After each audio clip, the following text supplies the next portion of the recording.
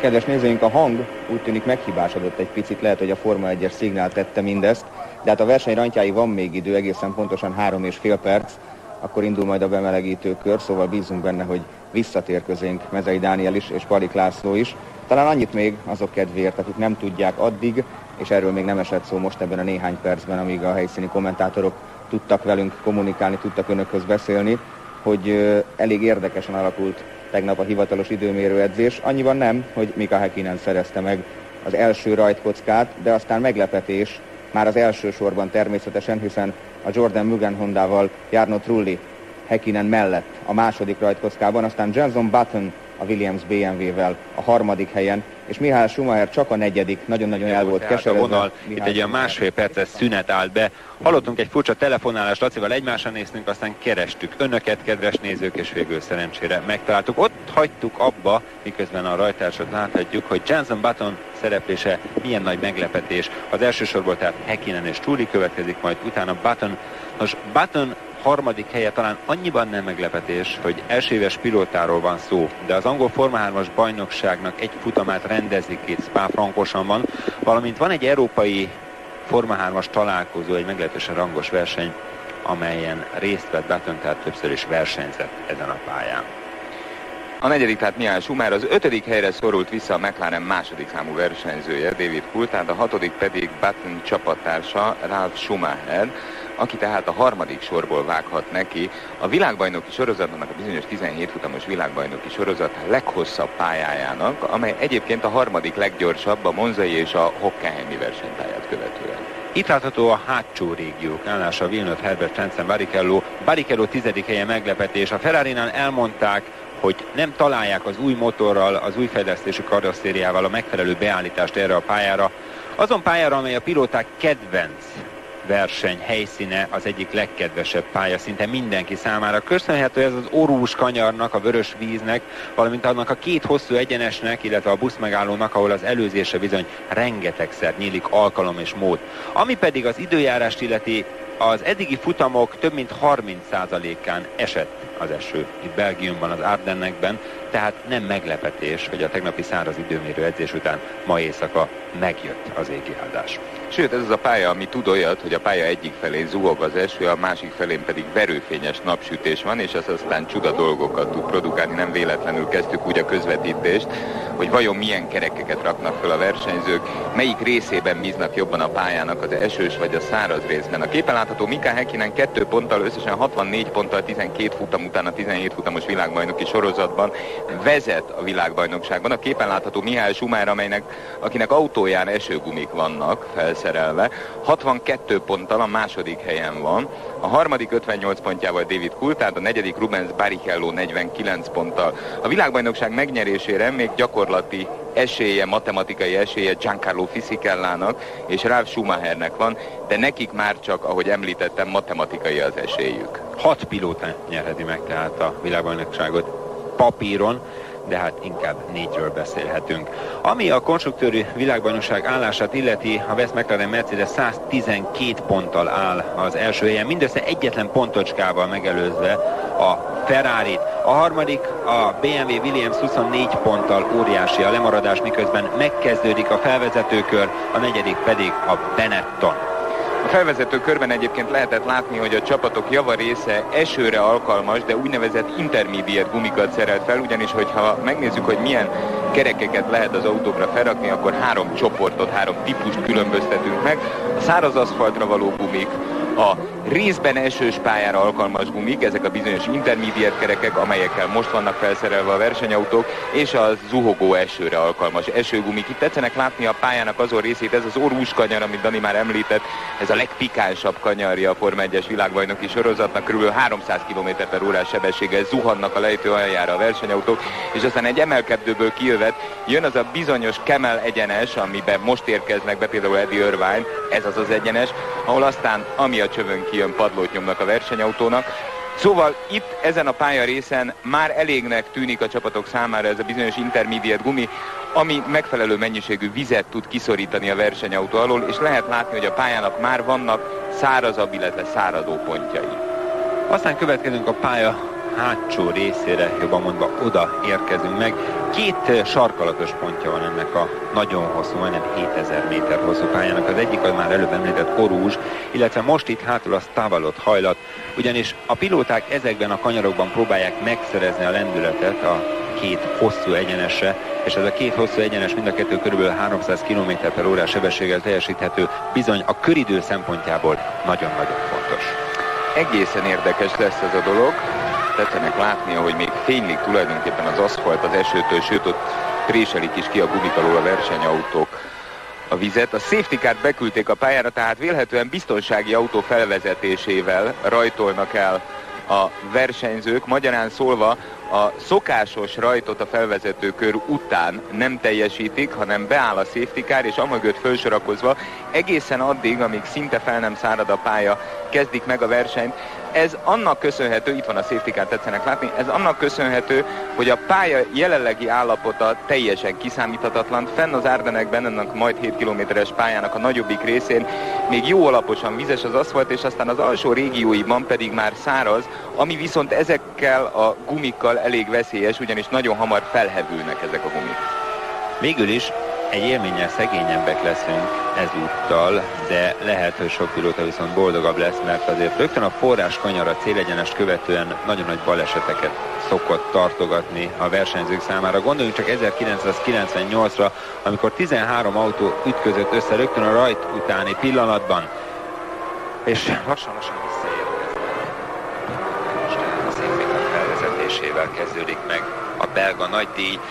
Ettől függetlenül jó versenyre számíthatunk, hiszen a pálya nedves, és nagyon sokáig igazán nedves is lesz, tehát Michael Schumacher negyedik helye nem biztos, hogy a negyedik is marad mondjuk néhány kör után. Mika Häkkinen megy elől természetesen, és utána Jarno Trulli. Most érkezek a busz megállóba, ez az a hajlat, ez az a sikán vagy lassító, ahol sokszor szoktak előzni a verseny folyamán a pilóták. Reméljük, hogy most is előzni fognak. És ebben a pillanatban szabad az út, megkezdődik a 47. belga nagydíj. Mika Häkkinen, Trulli, mögötte Jenson Button és Michael Schumacher az első 4 sorrendje, utána Coulthard és Ralf Schumacher. Tehát maradt a sorrend, miután kiállt a safety car. A rendezők nem merték megkockáztatni a szokásos rajtot, hisz a forráskanyarban a célegyenes végén, ahogy te is említetted, olyan tömörülésre lehetett volna számítani, hogy mielőtt elkezdik a versenyt, már be is fejezhették volna, és el lehetett volna rendelni egy új rajtot. Tehát tulajdonképpen a felállás maradt az, ami a rajtsorrend volt. Itt David Coulthardot látjuk, Michael Schumacher rátapadva, itt jön Häkkinen, Trulli, Buttonaképpen, Michael Schumacher, Coulthard támadja, Michael Schumacher pedig ott lóg Button nyakán.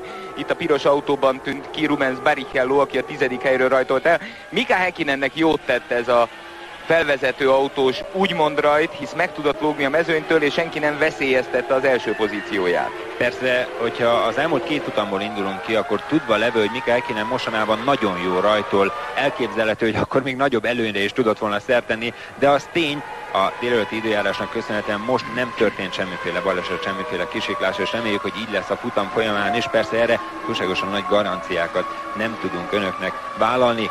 1902-ben rendezték Belgiumban az első autóversenyt, és 1924-ben az első komoly, úgymond nagy díjak, akkor 14,8 km hosszú volt ez a pálya itt Spa-Francorchamps környékén.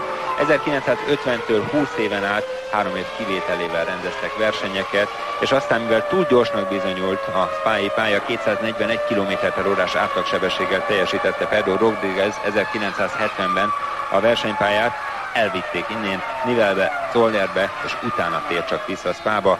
1985-től azonban már rendszeresen itt rendezik a Forma 1-es belga nagydíjat. Häkkinen, Trulli, mögötte Button, és Michael Schumacher érkeznek ebbe a bizonyos buszmegállóba, ami egyébként, hogyha nincs verseny, akkor ténylegesen buszmegállóként funkcionál, hisz ez a világ leggyorsabb utcai pályája, ugyanis közútból van lekerítve, tehát ez nem egy épített versenypálya. Coulthard nézett ki, hogy Schumacher mögött, most érkeznek a forráskanyarba a célegyenes végén, itt Ralf Schumacher tűnik be a képbe, úgymond.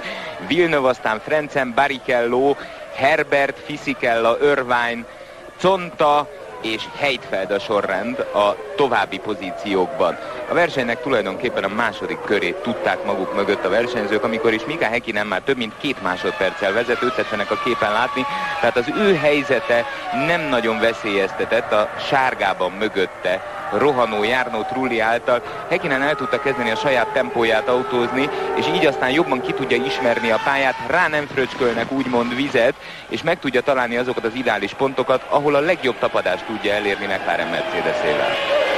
64 pontja Häkkinennek a világbajnoki pontversenyben, és azért említem ezt ismét, hozzátéve, hogy Mihály Schumacher a második 62, Coulthard a harmadik 58 ponttal, mert nagyon szoros a világbajnokság, és ez a verseny vízválasztó lehet a szószoros értelmében.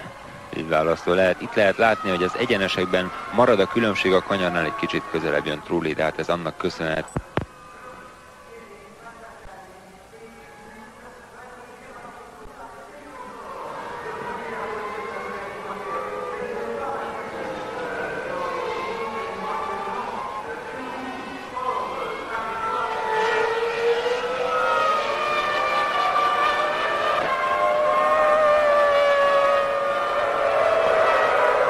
Elnézést kérünk a kedves nézőktől a technikai problémákért.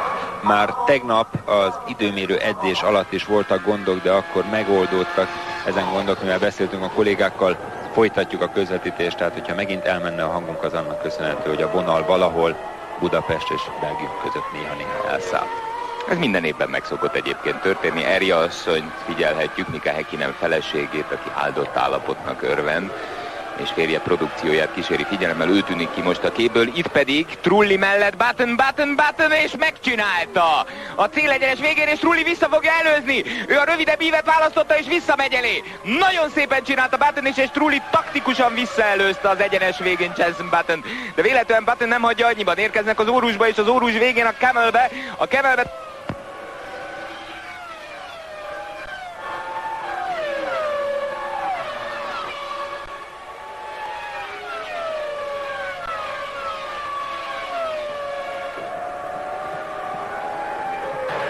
Ha minden igaz, ismét visszaérkezett a hangunk, a képen Mihály Schumachert látom, Budapestről kérek egy jelzést, hogy vesznek-e minket. Kérem szépen, az a helyzet, köszönöm szépen, megkaptam az információt, hogy tetszenek hallani a képen, Trulli, Button, rá Mihály Schumacher, ők hárman követik Häkkinent, és ott a háttérben David Coulthard.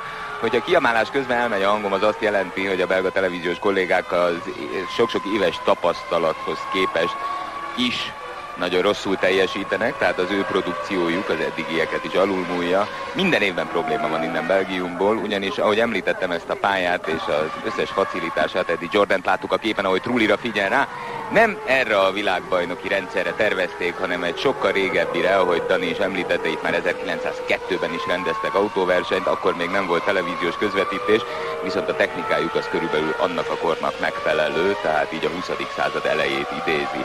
Ezért aztán tömve lesz közvetítésünk, előre mondom, szolgálati közleményekkel, és elnézést kérek előre is. Mihály Schumacher a vizes talajt próbálja megfogni az autójával, és Button megérkezik Trulli nyakára, Mihály Schumacher pedig áztatja a kerekeit, hogy ne hevüljenek túl. Itt érkezik Button, Trulli kiszorítja, Button megpróbálja belülről. Most jön a busz megálló, vajon ki tudja-e fékezni? Nem sikerül neki, és Schumacher kifékezi Button. Addig pattogott Button, amíg Schumacher bebújt mellette. Trulli megcsúszik, érkeznek a célegyenesbe, a célegyenes végén lehet, hogy Schumacher ugyanezt végrehajtja Trullin. Trulli van jelenleg, Schumacher mögötte, és ott Button megint megpróbálkozik. Button mintha kibújna, nem, Mihály Schumacher megy be Trulli mellé, és rögtön a célegyenes után megelőzi, sőt, Button meglöki Trulli, de tovább tud menni. Trulli megpördül, Button pedig még csatázik, és Mihály Schumacher a nyertes. Trulli kicsúszik. És Coulthard megelőzte mindannyit. Coulthard följött a harmadik helyre, ott van Coulthard mögött pedig Ralf Schumacher megelőzte Jenson Button. Tehát Ralf Schumacher Button csapattársa is előre tölt. Coulthard, Ralf Schumacher és Button a sorrend a harmadik, negyedik és ötödik helyen. Elképesztő taktikai csata volt, hogy ki kire figyel, ki kit lök meg, és utána hogy tud kibújni. A nyertes olyan szempontból, hogy a második helyre följött Mihály Schumacher, de Button is tulajdonképpen örülhet, hogy a versenyben tudott maradni, ugyanis egy pillanatra úgy tűnt, hogy Trullival való ütközése után ő is elszállhat. David Coulthard pedig figyelt, és a legjobbkor lépett oda, és ment el a kavargó többi versenyző mellett. Az állás látható a képernyőn, Häkkinen, Mihály Schumacher, Coulthard, Ralf Schumacher, Button és Villeneuve, tehát Ralf Schumacher is megelőzte Jenson Button. Barrichello már a 8. helyen, egy kicsit előrébb lépett tehát, a 10-ről Frentzen a 7. jelenleg. A képen látható Ralf Schumacher egyébként ugyanazt a taktikai truvájt hajtotta végre, mint David Coulthard. Figyelt, hátulról nézte, hogy mik az események, és aztán bebújt abban a pillanatban, amikor kellett. Ralf Schumacher egy picit kikerülte azt az esőfüggönyt, amit David Coulthard produkált az orra előtt, és aztán az ideális ívet megtalálván folytatja Coulthard üldözését. Menet közben Mika Häkkinennek sikerült bő 10 másodperces előnyre szert tennie Michael Schumacherrel szemben. Itt Schumacher és Coulthard között láttuk egy pillanatra különbséget. David Coulthard a képen mögötte Ralf Schumacher, a háttérben pedig a jelen pillanatban a csapattárs mögé szorult, eddig rettentő agresszíven vezető Jenson Button Schumacher tűnik ki a képnél a busz megállóban, és ott a háttérben tűnik föl a fehér bár Hondában Jacques Villeneuve, tehát ő is még látótávolságon belül van. Jacques Villeneuve Jenson Buttonnal fog előbb-utóbb csatázni, David Coulthard látható előttük, most érkeznek lassan a célegyenes végéhez, elő Coulthard, és aztán megcsúszik, egy pillanatra megcsúszott, de végül is visszanyerte egyensúlyát.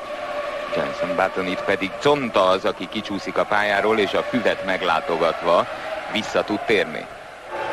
Az 5. helyen Button, mögötte Villeneuve, előttük pedig Ralf Schumacher, tehát a két Williams BMW tartja föl, úgy is mondhatjuk Jacques Villeneuve-öt, hogy mennyire tartja föl, ezt meglátjuk. Button nevét rengeteget említjük, itt érkezik az előbb említett 3-as Coulthard, majd utána Ralf Schumacher, itt jön Button, és egy kicsit lemaradva Villeneuve, tehát feltartásról szó sincs. Jenson Button idén 8 pontot szerzett Forma 1-es újonc tétére, a 8. helyen áll a világbajnoki pontversenyben. Közben az egyik Prost kint, méghozzá Nick Heidfeld az, akit meg kell tolni, hogy vissza tudjon jönni, vissza is tud jönni, az előtte lévő Eros pedig szépen lassan kipuntatik a pályára. Nick Heidfeld az első, aki bejött a boxba, hogy száraz gumikat, száraz aszfaltra alkalmas gumikat rakjon az autójára, ugyanis úgy tűnik, ahogy tetszenek itt látni a pályának ezeket a kiszáradt részeit, hogy most már meg tudják találni a versenyzők mind a 7 kilométeren keresztül azt a részt, ahol az autó a száraz aszfaltra alkalmas gumikkal is tapad. Míg a többieknek nem sokára ki kell jönniük ugyanezt a manővert végrehajtani, és aztán itt ebben az üldöző 3-asban, tehát a 4., 5., illetve a 3., 4., 5. helyen is valószínűleg ez valamilyen változást fog okozni, vagy legalábbis megvan rá az esély, hisz a boxban még úgymond előzhetnek. Buttont mutatják, és félbe szakadt az a gondolat, mivel Heidfeldet láthatjuk egy pillanatra, hogy 8 ponttal a 8. helyen áll, kétszer volt 5., egyszer 4., egyszer 6. az idei szezonban az angol Button, aki jövőre már a Benetton istállót erősíti, 2 évig Frank Williams elengedte, de utána visszavárja. Michael Schumacher is kijön a box utcába. Schumacher 10,8 másodperce van lemaradva az első helyen álló Mika Häkkinentől, és úgy dönt, hogy ő is cserél gumit. Érkezik tehát a száraz gumikért Michael Schumacher. Na vajon kinek lesz jobb a taktikája, aki előbb jön ki, vagy aki később? Häkkinen vezet a versenyben, az egyik Jaguar is a háttérben megérkezett kerékcserére. Schumachernek nem is adtak üzemanyagot, csak a kereket cserélték ki. Schumacher már jön vissza, és a többiek is állnak ki. Ralf Schumacher is itt van a boxban. Ott a háttérben elment Villeneuve, tehát tulajdonképpen ugyanebben a körben mindenki kiállt kereket cserélni. Óriási a forgalom a box utcában. Mindenki megérezte a lehetőséget, amit önök is észrevettek, gondolom, és Laci is említette. Szárad a pálya, egyre jobban szárad. Mika Häkkinen azonban kint van, és nem a box utcában láthatjuk őt. Frentzen, mögötte Barrichello, ők is túl vannak a kerékcserén tehát. Érkeznek a célegyenes után a kivezető ívhez, a Prost Peugeot-val is már előre tört Heidfeld, itt pedig Pedro Diniz látjuk, aki nem jött ki kereket cserélni. Alézi a leggyorsabb kör, jelen pillanatban ő tartja a körrekordot, de neki még intermediate gumik vannak az autóján. A száraz gumik, tehát a száraz aszfaltra alkalmas gumik lesznek a perdöntők a körrekordok szempontjából. Hamarosan kialakul majd a sorrend, egy kört azért várjunk meg, amíg rendeződik a helyzet. Jarno Trulli már nincs versenyben, kétszer rajtolt idén a második helyről, miközben Mika Häkkinent láthatjuk, és mindkétszer kiesett. Monakóban is bizonyára emlékeznek, nagyon jó rajtpozíciót szerzett, de nem járt sikerrel, hát itt sem. Mika Häkkinen azonban egyelőre vezet, jelenleg 16,8 másodperc az előnye Michael Schumacherrel szemben, de hát neki azért még van egy kerékcseré. Pontosan, méghozzá, ha minden igaz, akkor ha az pálya állapotát veszük figyelembe, akkor annak most kell bekövetkeznie. És jön is ki a boxba Mika Häkkinen, jön ki a boxba, megnézzük, hogy hova tud visszajönni. Bő 10 másodperces előnye volt Michael Schumacher szemben, és most ő érkezik a boxba kerékcserére. Mika Häkkinen kint a boxban, Nem az a kérdés véleményem szerint, hogy mennyi idő alatt cserélnek neki kereket, nem szoktak hibázni a McLarennél, nem szoktak, aztán, hogy most lesz-e hiba, azt hamarosan meglátjuk, hanem hogy hova tud visszaérni a pályára. Mika Häkkinen ebben a pillanatban kezdi meg a kerékcserét. Annyi üzemanyagot azért kapott, na, ott egy kicsit bíbelődtek vele, egy picit hosszabb volt ez az idő, mint Schumacher kerékcseréje, addig, amíg tették fel a kerekeket, még üzemanyagot is kapott, tetszenek ott látni baloldalt, mindjárt lecsapódik az üzemanyag tartónak a fedele is, na, csukd már le, mindjárt lecsukja, a másik McLaren, David Coulthard elé jött vissza, Coulthard ezek szerint még nem jött ki kereket cserélni. Häkkinen a pályán újra, és az egyik Williams BMW méghozzá Button az, aki kint volt. Ő is túl van a kerékcserén, tankolt is. A képen Mika Salo, aki a Toyota tesztpilótája, azt a mindenségét. Button vágott ki elé. Button 7,3 másodperc alatt van túl a box kiálláson, itt Häkkinen mögötte Coulthard.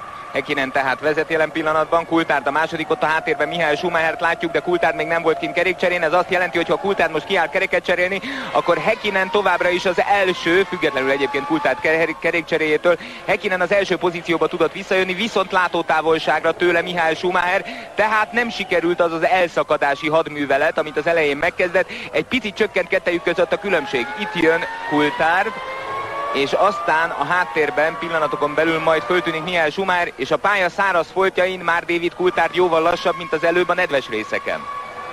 Szárad a pálya, David Coulthard látható a képen. Jackie Stewart mondta még tegnap egy sajtótájékoztatón, hogy jelenleg ezen a pályán a jelenlegi erőviszonyok közepette száraz körülmények között lehetetlen legyőzni Häkkinent, illetve Coulthardot. Meglátjuk, hogy igaza van-e. És ha nincs igaza, és Michael Schumacher meg tudja tenni azt, hogy megelőzi a két West McLaren Mercedes-es versenyzőt, akkor nagyon nagy lépés lehet a világbajnoki cím felé, és onnantól kezdve, ez szintén Jackie Stewart mondata, bármit megérdemel. David Coulthard érkezik a pálya utolsó harmadához, most kell kijönnie a boxba valószínűleg arra bizonyos kerékcserére, mert ő az egyetlen az élen álló csapatok versenyzői közül, aki ezt még nem tette meg, de nem jön ki. Továbbra, illetve ő Häkkinen persze, hogy nem jön ki az előbb cserélt kereket, de nézzük csak Coulthardot. Ez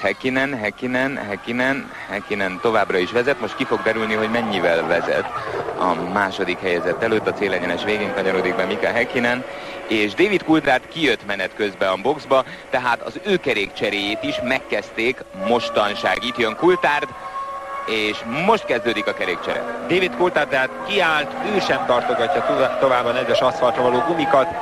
7,7 másodperc volt, pontosan ennyi volt Mika Häkkinen ideje kint a boxban, kitűnő kerékcsere, nagyon összehangolt csapatmunkát nyújt a McLaren együttes. Jelenleg Schumacher a második, Häkkinen az első, és 7 másodperc van a két pilóta között. Itt látható, hogy Michael Schumacher a leggyorsabb kör, 2 perc fölött vannak még a pilóták, ami nem túlságosan jó idő, hiszen versenyen Jacques Villeneuve tartja a körrekordot 1997-ben, miközben Michael Schumachert láthatjuk. 1 perc 52 másodperc 592 ezred alatt teljesítette a Spa-Francorchamps pályán. Michael Schumacher kedvenc versenypályája, 4-szer sikerült itt nyernie Spában, élet első futamgyőzelmét is itt aratta 1992-ben, 91-ben pedig ezen a pályán debutált még a Jordan színeiben, és világcsúcsot állított szinte föl, hisz a 7. rajtpozícióba hozta az akkor gyengelkedő Jordan, mivel hogy helyettesként szerződtette őt Eddie Jordan, az akkor éppen börtönnapjait töltő Bertrand Gachot helyébe. Tehát Michael Schumacher kedvenc versenypályája, a 4 győzelem majdnem 5 lett, hisz egyszer még őt intették le, az a bizonyos félötödik, Villeneuve mögötte Barrichello. Félötödik győzelme az volt, amikor őt intették le így győztesként, csak az autó szabálytalan mi volt miatt végül is törölték az eredményét. Villeneuve mögött Barrichello, Villeneuve mögött Barrichello kinéz. Barrichello próbálja megtalálni azt a pontot, ahol el tud menni esetleg az előtte haladó bár Honda pilóta Jacques Villeneuve előtt. Most nőtt egy kicsit a távolság Barrichello és Villeneuve között. Villeneuve egyelőre biztos, sőt eldőlt, már leszerződött a bár Hondához. A csapattárs még sokáig kérdéses volt, aztán kiderült, hogy Ricardo Zonta távozik mellőle, és végül is Olivier Panis lesz a társa a következő esztendőben a kanadai világbajnoknak. Barrichello és előtte Jacques Villeneuve. Szóval Schumacher diszkvalifikálták, így csak 4-szeres győztes, itt Button tűnik ki a képből, aztán jön Villeneuve, Barrichello, a háttérben pedig a sárga Jordanban, az egyetlen lábon maradt sárga autóban, legalábbis a Jordaneket illetően. Heinz-Harald Frentzen autózik, itt jön Villeneuve mögötte Barrichello. Ezen a versenypályán egyébként 5-ször egyetlen egy versenyzőnek sikerült mindössze nyernie.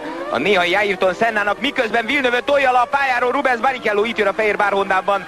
Villeneuve mögötte pedig Barrichello. Itt a lejtős részen Villeneuve el tud szakadni. Michael Schumacher ismét a leggyorsabb kör, 1,5 másodpercet dobott, javított előző idején. És Villeneuve úgy döntött, hogy itt lesz az ideje menekülnie. Fisichella autója a pályaszélén. Fisichellának nincs szerencséje. Eddig nem volt időnk elmondani, hiszen meglehetősen sebes ütemben zajlottak az események. A délelőtti bemelegítő edzés során Giancarlo Fisichella óriásit bukott, megcsúszott a vizes nedves pályán, akkor éppen szakadt az eső, és neki csapódott a gumifalnak. Az autója fölborult, de Fisichellát annak ellenére, hogy elvitték, nem véletlenül esik ám ki, hanem Verstappen a tettes, illetve elnézést Della Rosa a tettes, aki megtolja, mintha megtolta volna, és így végül is Fisichella elbúcsúzik a versenytől. Szóval a délelőtt folyamán Fisichella neki csapódott a gumifalnak, az autója felborult, elvitték orvosi vizsgálatra, de nem történt komolyabb baja, hiszen részt tudott venni, ha nem is sokáig a belga nagydíjon. Itt továbbra is Villeneuve, mögötte pedig Michael Schumacher autózik. Michael Schumacher, Rubens Barrichello, miközben Fisichella autóját viszik a méhtelepre. A buszmegállóban állt meg Fisichella alatt az autó, és ott kellett kiugrania. Hát pontosan innen legalább nincs messze a box. Häkkinen tűnt ki a képből. Itt ő megy be a célegyenesbe, mögötte pedig Michael Schumacher. Kettejük között a különbség, most fog kiderülni, hogy pontosan mennyi ebben a körben. 5,1 másodpercre csökkentette Michael Schumacher a különbséget. Volt ez már 12 is, amikor azok a bizonyos intermediate gumik voltak az autókon. Az elmúlt két körben pontosan 1,9 másodpercet hozott Michael Schumacher, és már harmadszor övé a leggyorsabb kör, tehát megkezdte a fölzárkózás Michael Schumacher Mika Häkkinenre. A kérdés csak az, hogy ez olyan átmeneti, és Häkkinen nem figyel, nem eléggé nyomja a köröket. Itt látható az összehasonlító adat a legutolsó körben, illetve a legjobb körben. Itt még egy kérdés lehet, hogy mi a box taktikája a Ferrarinak és a McLarennek, mert az is elképzelhető, hogy Schumacher úgymond extra könnyű autóval vágott neki a 44 körös versenynek, és többszöri box kiállást tervez, miközben Häkkinen lehet, hogy csak egyszer, tehát a tervezett kiállásai azok kevesek. Az előbbi kerékcsere, amit láttunk a csapatoknál, az a box taktikát nem igazán befolyásolja. Ross Brown, a csapat technikai vezetője, a nagy mágus, aki ezeket a bizonyos stratégiákat tervezi. Nem véletlen lehet, hogy az ő képét mutatták. Elképzelhető, hogy azt tervezik, hogy Schumacher kétszer áll ki, miközben Mika Häkkinennek egy boxkiállást terveznek, természetesen nem győzöm említeni. Az előző kiálláson, ami nem volt tervezett, azon kívül. Jean Alesi a negyedik. A 17. helyről rajtolt a Prost Peugeot pilótája, és jelenleg a 4. helyen áll. Hogy került oda, ezt talán maga sem érti, de ott van. Tehát az első 6 sorrendje Häkkinen, Michael Schumacher, Ralf Schumacher, Alesi, és utána Button, valamint Villeneuve. Barrichello közben szép lassan fölzárkózott a 7. helyre, a 10-ről, a 10. egyébként Diniz, a 9. csak Coulthard, és Heinz-Harald Frentzen a 8. És menet közben Michael Schumacher ismét fél másodpercet hozott Mika Häkkinenen. Schumacher szágult, körről körre a leggyorsabb köridőket produkálja. Egyéb iránt lehet, hogy Alesi, hogyha már említed, úgy kerülhetett ide a 4. helyre, hogy elképzelhető, hogy ő száraz aszfaltra alkalmas gumikkal kezdte meg egyáltalán a versenyt, és neki nem kellett kiállni a boxba kerékcserére, hanem reszkírozott, és azt mondta, hogy lássuk meg, mit tudunk ezzel csinálni. Häkkinen észbe kapott, 3/10 másodpercet vert most Schumacherre ezen a rövid szakaszon, vélhetően rászóltak a fülére, hogy jön mögötte Schumacher, de nagyon ismét övi a leggyorsabb kör. Villeneuve és Barrichello duettje továbbra is egymást marcangolja. Villeneuve a 6., Barrichello a 7., ez azért lényeges, mert a 6. helyért már pont jár, és mivel a konstruktőrök világbajnokságban összesen 1 ponttal vezette a West McLaren Mercedes, ezért aztán elképzelhető, hogy nagyon-nagyon hajt Barrichello arra az 1 pontra is, hisz ennyi a különbség a két csapat között. A 6. helyért ugyanis jár 1 pont, a 17 futamos világbajnokságban az első 6 helyezett kap pontot, az első helyezett 10 pontot, aztán csökken helyezésről helyezésre lefele az adható pontszámok. Itt Alesi, aki a 4., akit te is említettél, és még a 6. helyezett versenyző is 1 pontot kap. Alesi utoljára itt állt a dobogón, a 3. helyet szerezte meg 3 esztendővel ezelőtt, azóta nem voltak ilyen sikerei. Giancarlo Fisichella volt látható a képen, aki beérkezett, megérkezett a box utcába, nem nagyon nyilatkozik a délelőtti esését követően, és mindenki megpróbálta őt mikrofon végre kapni, egy kicsit beszélgetni vele, nem volt hajlandó szinte senkinek sem kifejteni véleményét. 8 kört teljesített Fisichella, mindössze 4-et Trulli, bizonyára emlékeznek még, hogy Trulli a 2. helyről kezdte meg a versenyt.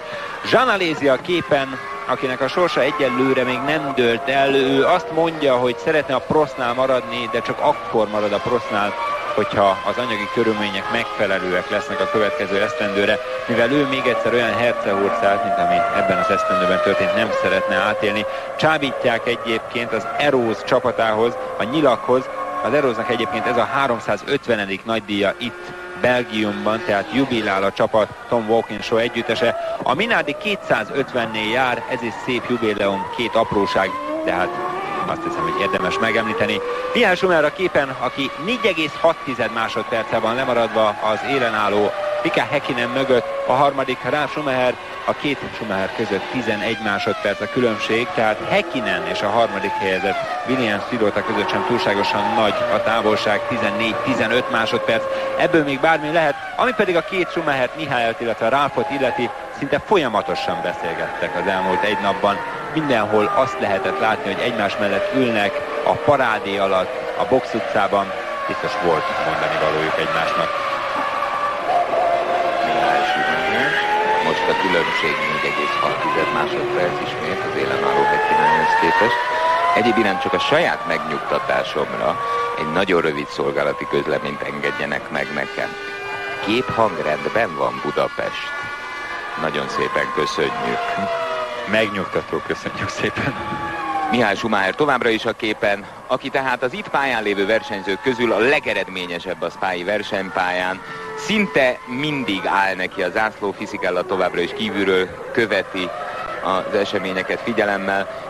1998-ban tökéletesen biztos vezető pozícióból úgy vesztette a versenyt, hogy az egyik Westphalen McLaren Mercedes, méghozzá, ha jól látom, Häkkinen autója a füvön volt.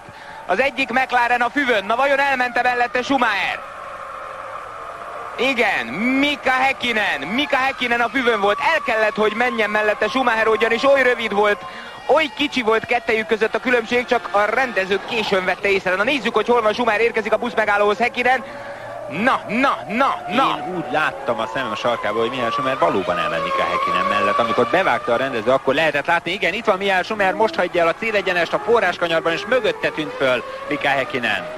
Schumacher megy lefele, na most Róka fogta, Csuka fogta, Róka ugyanannyival vezet Schumacher, mint az előbb Mika Häkkinen. Kettejük között 5,6 másodperc a különbség, 4,6-tal vezetett Häkkinen. Vajon mi történt Mika Häkkinennel? De jó lenne látni. Lehet, hogy sok volt az egyik kanyarban. Heidfeld autója a pályaszélén.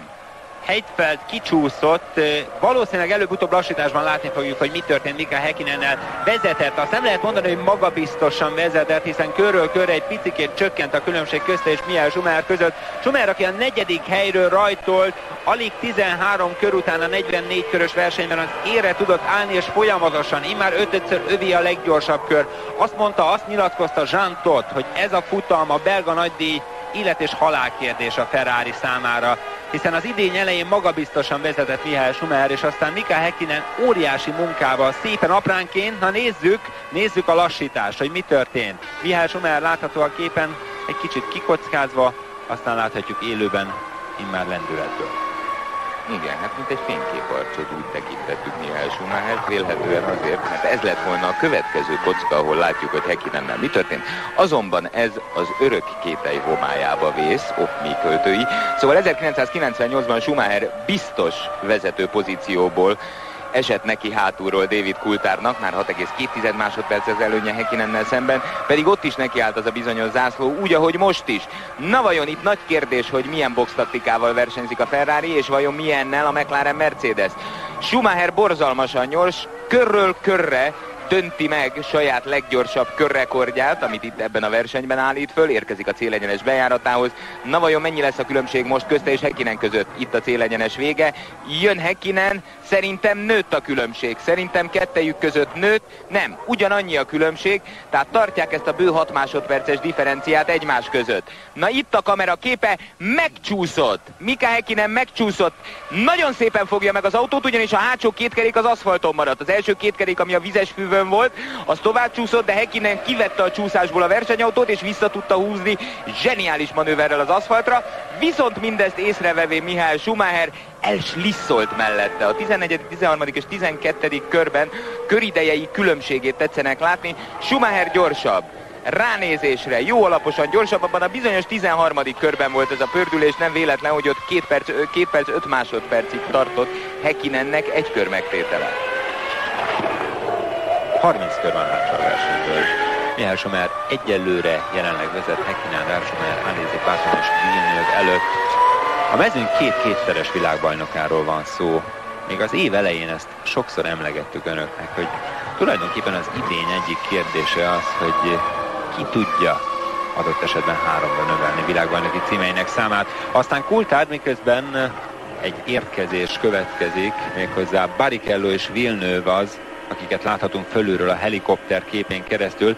Szóval utána David Coulthard összekapta magát, Häkkinen úgy tűnt, hogy nem túlságosan eredményes. Még mondtok is talán emlékeznek, hogy elfáradt, annyira nem motivált, stb.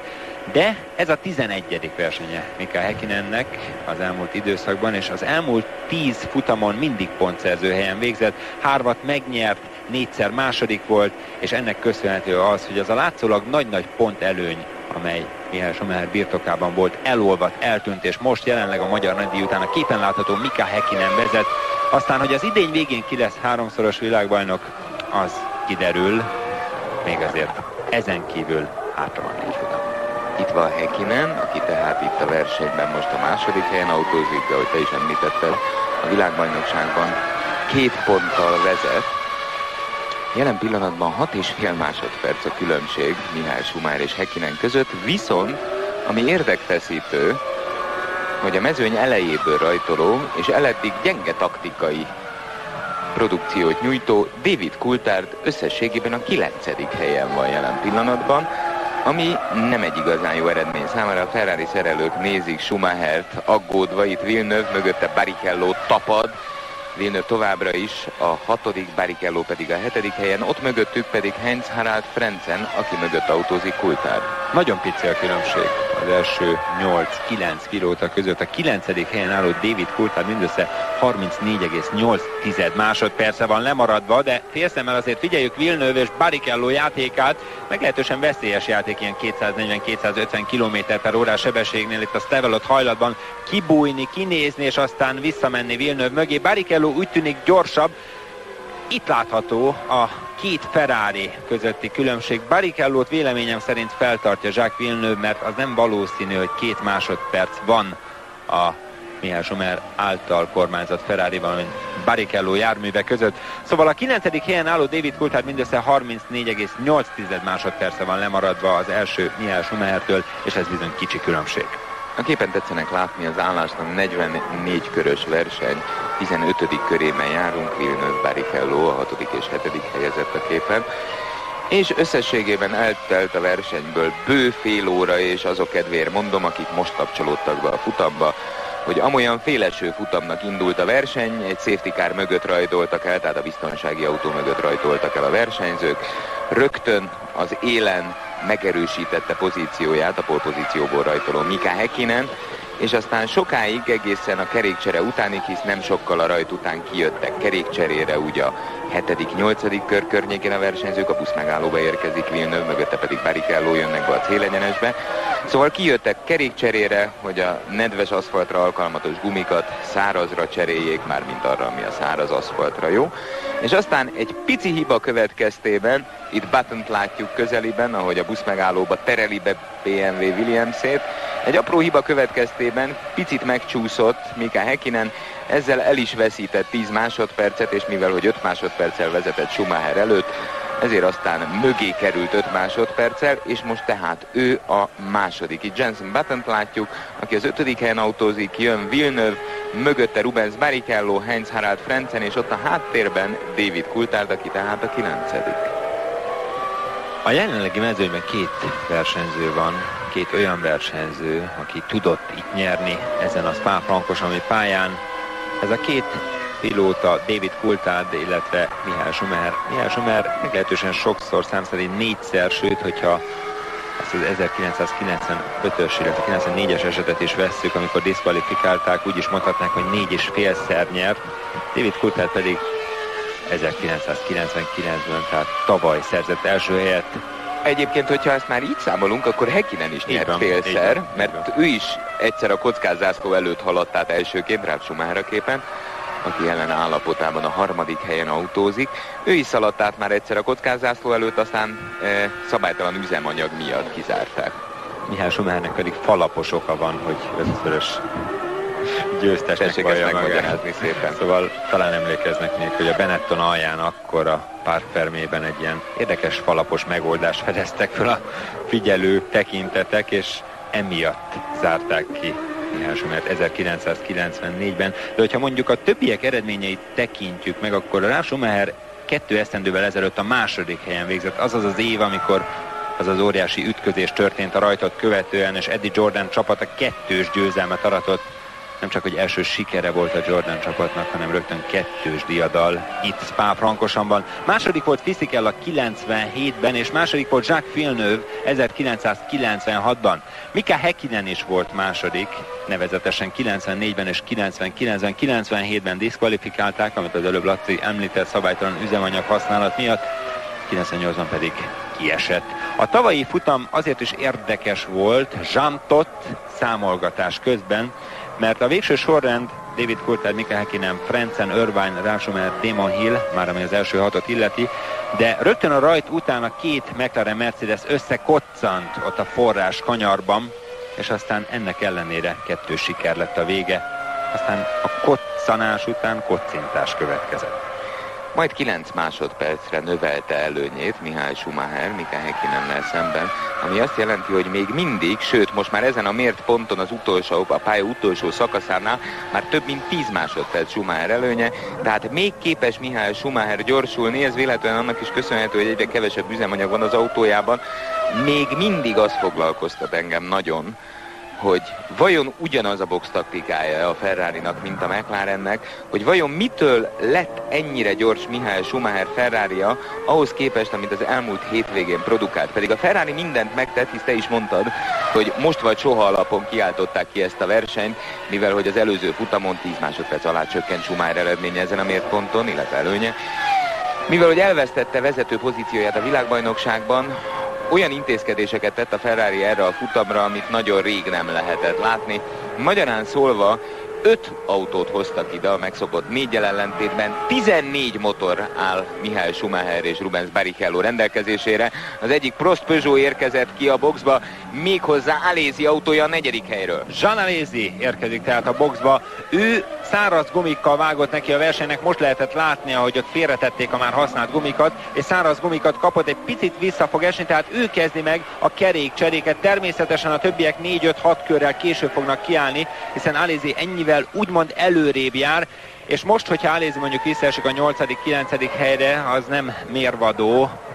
Ron Dennis figyeli, mi történt.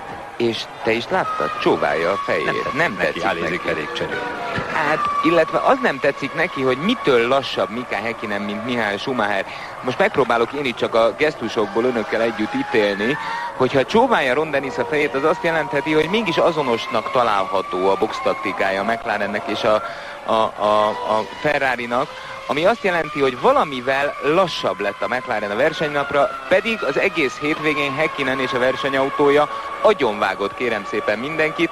Hát nem véletlen az, hogy 1.56.46 volt a polpozíció szükséges ideje Häkkinennek és Schumachernek, most kettejük között a különbséget tetszenek látni, és a második helyzet Trulli 8 másodperccel maradt el Häkkinen mögött, tehát senki nem tudta 1.51 alá szorítani a köridőt Button a képen, és ez megtörtént az esős tréningen is ma délelőtt, hisz Häkkinen ott is agyonvert mindenkit, méghozzá látványosan, senki a közelébe nem tudott kerülni, és ekkor a versenyen pedig Mihály Schumacher körönként autózza a leggyorsabb kört, valamit eltaláltak a Ferrarin.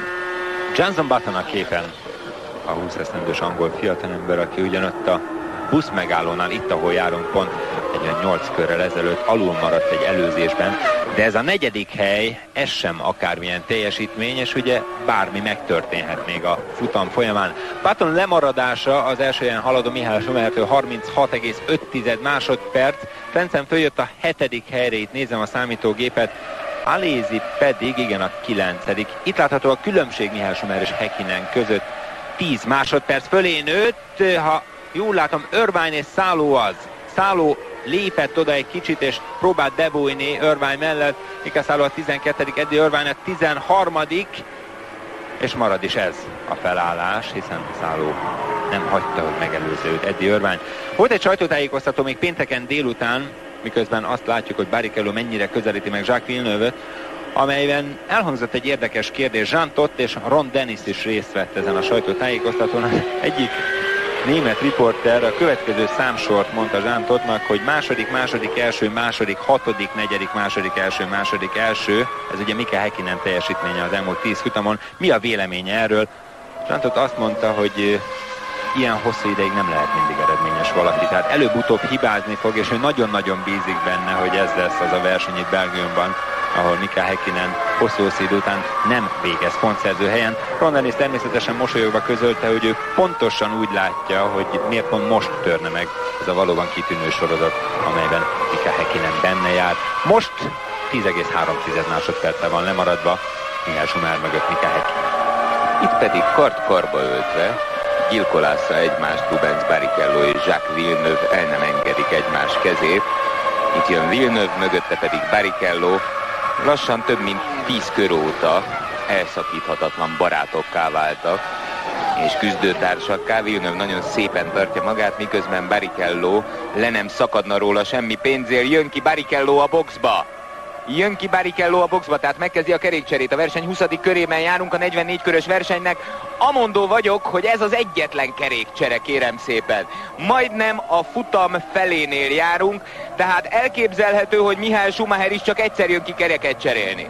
Rubens Barrichello áll ki, tehát elsőként 3 körrel Alesi kerékcseréjét követően ő is túlesik egy kiálláson, 6,6 másodperc, tehát úgy tűnik, hogy lesz még kiállás. Ebből a számadatból valószínű, hogy 2 kiállással dolgoznak a versenyzők, hiszen keveset tankolt Barrichello, és most érkezik vissza a pályára. Így van, tehát Rubens Barrichello annyi ideig vett az autójába üzemanyagot, amennyi idő alatt lecserélték a kerekeket, és nagy valószínűséggel ez nem lesz elég a futam végéig.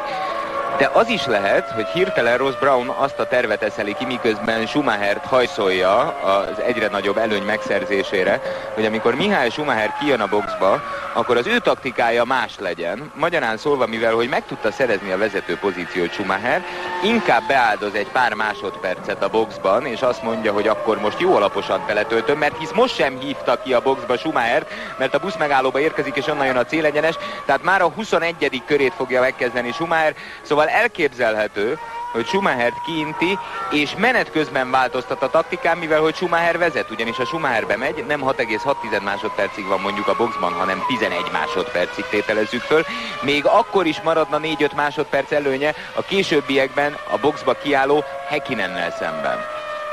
11,5 másodpercen nőtt a különbség Michael Schumacher és Mika Häkkinen között. Ralf Schumacher Häkkinen mögött 10,3 másodperccel van lemaradva, tehát 22 másodperc választja a testvérétől a Williams BMW pilótáját. David Coulthard érkezik meg elképesztően nagy lendülettel Heinz-Harald Frentzen mögé, a busz megállóban járunk, hamarosan következik a célegyenes, és hogyha ilyen kicsike a különbség a két autó között, akkor itt a célegyenes végén a forráskanyarban nem nagy a különbség. Itt már egy kicsit elhúzott Frentzen, lehet látni, hogy beérkeznek a kanyarba.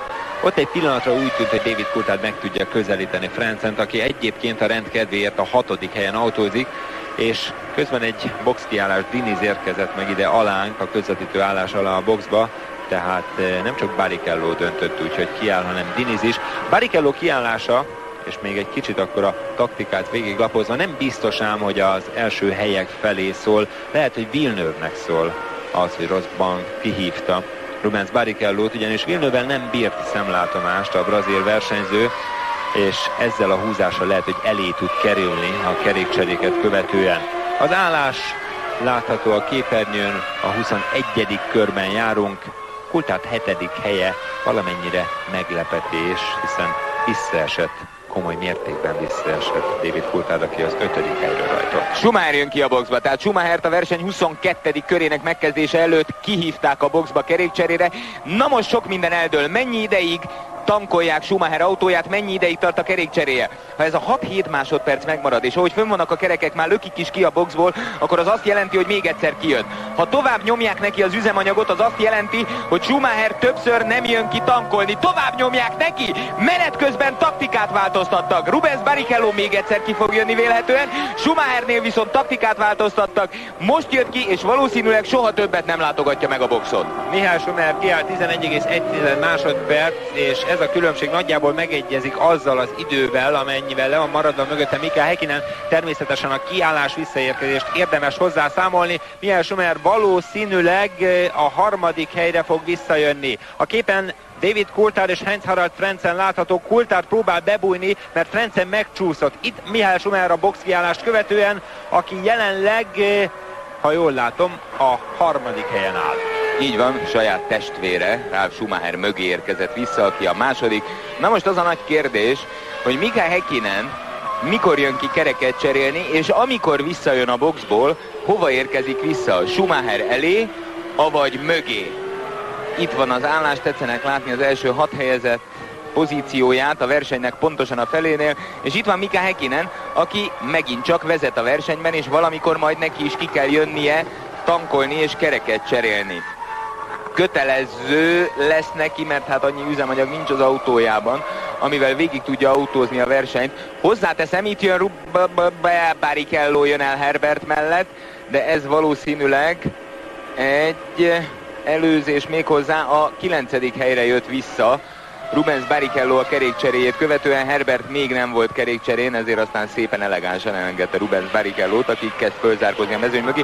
Hozzáteszem egyébként, hogy a McLaren Mercedes versenyzőjének, Mika Häkkinennek már kötelező nem lenne kijönnie kerékcserére, ugyanis a szabály azt mondja ki, hogy egy világbajnoki futam alatt egyszer mindenképpen ki kell állni a boxba. Azaz egy box kiállás, meg magunk között szólva megvolt akkor, amikor a vizes gumikat szárazra cserélték, de hát akkor éppen csak meglötypölték Häkkinen benzintankját, tehát nem töltötték tele. Itt vannak a McLaren szerelők, akiket nem véletlenül mutatnak így lustulni, ugyanis nem valószínű, hogy Häkkinen a következő 1-2 körben ki fog jönni, mert akkor aktívabbak lennének a boxban. Ennyi a különbség az első helyezett Häkkinen és a harmadik helyezett Schumacher között. Tehát most az a 10 másodperc Häkkinen oldalára billenti a mérleget, amennyivel a kerékcsere előtt Schumacher vezetett Häkkinennel szemben. Ferrari, McLaren, Ferrari, erről szól az idei világbajnokság, főképpen erről szól, épp úgy, mint a tavalyi, igaz, akkor Heinz-Harald Frentzen és néha Jordannel bezavar. Nos, Adrian Newey-nak, miközben Adrian Häkkinent látjuk a képen, lejár a szerződése. A McLaren tervező mérnökéről van szó, és ez a lejáró szerződés nagyon izgatja a McLaren vezetőit, szeretnék megújítani, ám tett egy érdekes nyilatkozatot, Adrian Newey, Ralf Schumachert láthatjuk, mely szerint körülbelül úgy hangzott a mondat, hogy egyszer mindenkinek kell a Ferrarinál dolgozni. Csábítják, állítólag évi $12 millió fizetéssel csábítják Adrian Newey-t a Ferrarihoz a következő esztendőre.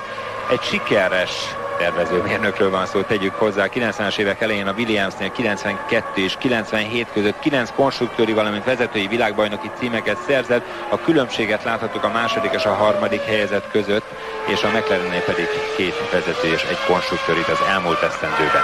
Az előbb egyéb iránt a komputer hibázott, ugyanis az első és a harmadik helyezett Schumacher között mutatta ki a 10 másodpercet, de most tetszettek látni, az a 10 másodperc az első és a második helyezett Schumacher, tehát Häkkinen és Ralf Schumacher között van, és Ralf Schumacherhez képest még majd 4 másodperccel van lemaradva Michael Schumacher.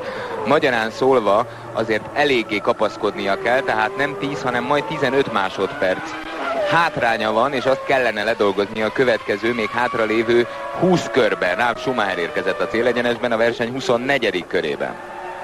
Ralf Schumacher látható a képen, akiről elmondtuk már, hogy volt itt második, tehát ez a pálya viszonylag jónak nevezhető az ő szempontjából. Az 5. helyet is megszerezte egyszer. David Coulthard és Heinz-Harald Frentzen érkezik a busz megállóhoz. Most valóban kicsi a különbség Coulthard és Frentzen autója között, ráadásul, mintha Frentzen egy kicsit jobban ráment volna a kerékvetőkre, mint kellett volna. Ebben a pillanatban érkeznek a célegyenesbe, és aztán következik a forráskanyar, hogy elinduljanak az orrús felé. Nem elég közeli az a távolság. Jacques Villeneuve, aki a boxban van, és egy box kiállás veszi kezdetét. Most is érdemes figyelni a másodperceket Villeneuve-nél. Jacques Villeneuve még mindig kint van, ő sem fog többet kiállni, 9,4 másodperc körül az idő, 2 körrel az előző Ferraris tankolás után, a képen pedig David Coulthard és Heinz-Harald Frentzen, miközben még Villeneuve 9,4 másodperces box kiállását láthatjuk a képernyőn.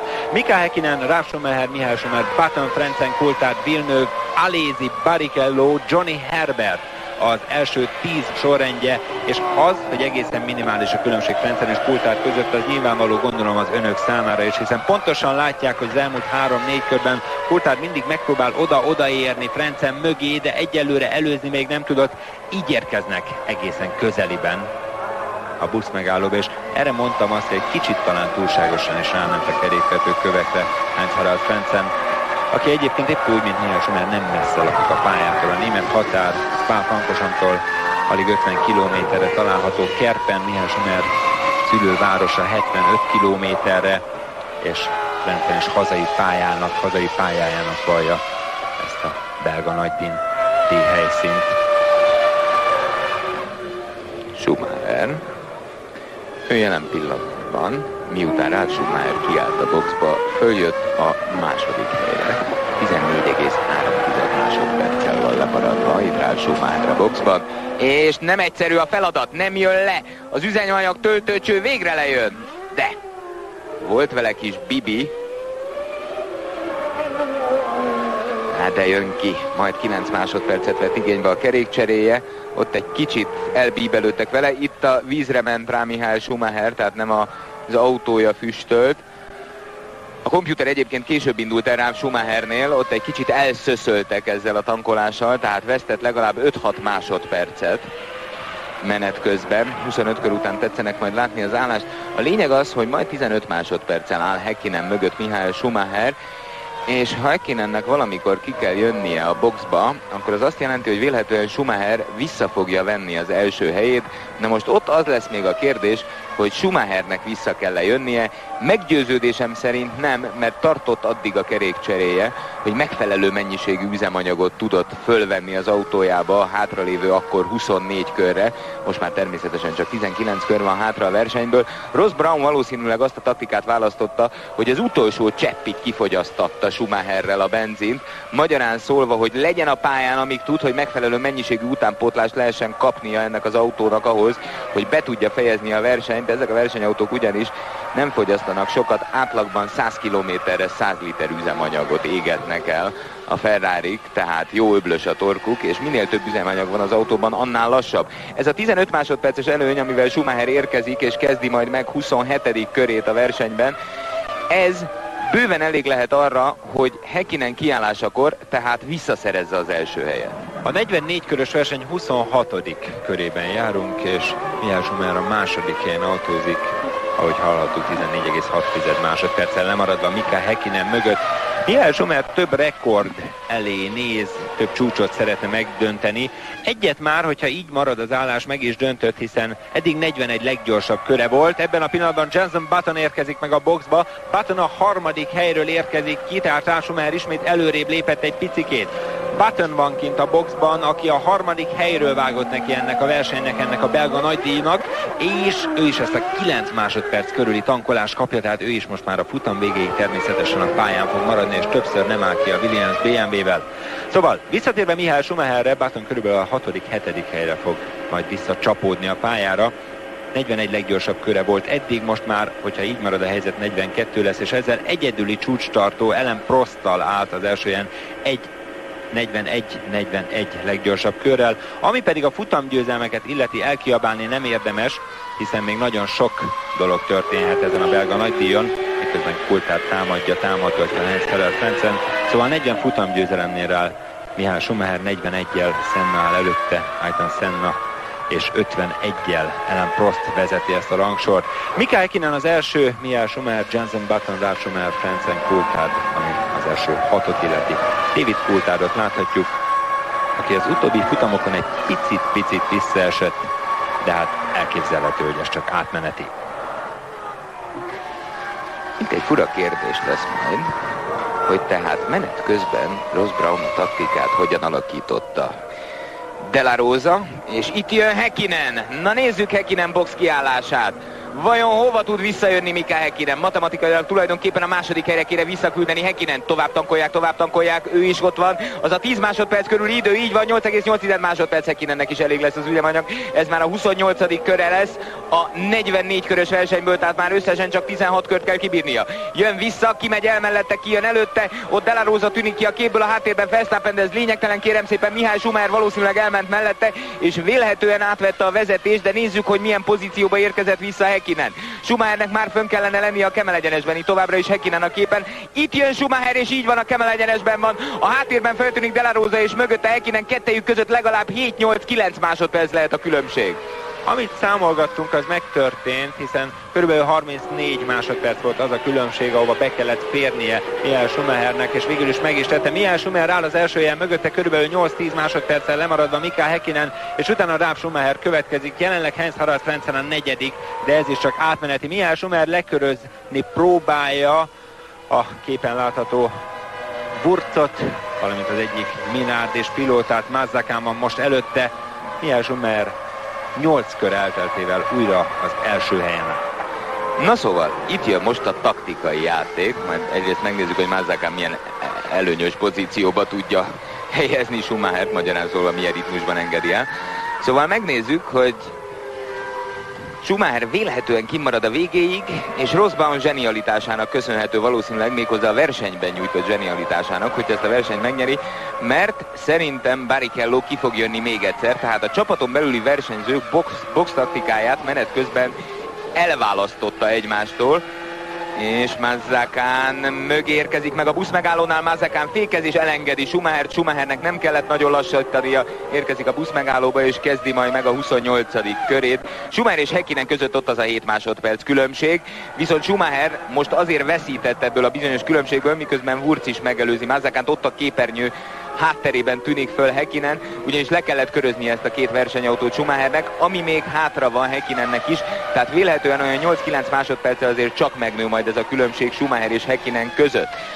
Nagyon valószínű, hogy Schumacher sem jön már ki, és Coulthard is kijön a kerékcserére Heinz-Harald Frenzennel, tehát duettben egyszerre érkezne. Heinz-Harald Frentzen és Coulthard lehet, hogy a boxban fognak egymással megmérkőzni. Nagyon kicsi a különbség, itt a box kiállásnak természetesen jóval kisebb, mint a pályán. Coulthard elsőként áll ki, hiszen az ő box helye ott elől található a paddockban. David Coulthard, ő is olyan 8 másodpercig lesz kint körülbelül, legalábbis erre lehet számítani, 7, tovább megy az orra, olyan 7,5-7,6, Frentzen pedig mögé érkezik meg, tehát David Coulthard megelőzte a boxban a most a képen előttünk elhaladó Heinz-Harald Frentzen. Hát kérem szépen, ez a box játéka, most az egyik Jaguar, méghozzá Johnny Herbert is beékelődik kettejük közé, érkeznek az órusba, Coulthard továbbra is az élen, Herbert autóján melegebbek a kerekek, jobban tapad a versenyautó, tehát még az is lehet, hogy Coulthardot üldözi, de hát ez nem sokáig történik meg, ugyanis a McLaren Mercedes sokkal erősebb, sokkal stabilabb versenyautó, mint az ezévi Jaguárok. Itt jön Coulthard, mögötte Herbert, és ott a háttérben Heinz-Harald Frentzen, és hogy ezt te is valószínűsítetted, a boxban történt meg az előzés. Na nézzük az élen. Jelen pillanatban Häkkinen 5,8 másodperccel van lemaradva Michael Schumacher mögött, miközben a versenyből még 15-16 körük van hátra, tehát itt még bármi megtörténhet, függetlenül a box taktikától. 20,1 másodperccel van lemaradva Häkkinen mögött Ralf Schumacher, Coulthard a 7. jelenleg, és Barrichello is elé érkezett meg, tehát Barrichello egyelőre jobban áll, de valószínű, hogy neki még lesz egy box kiállása.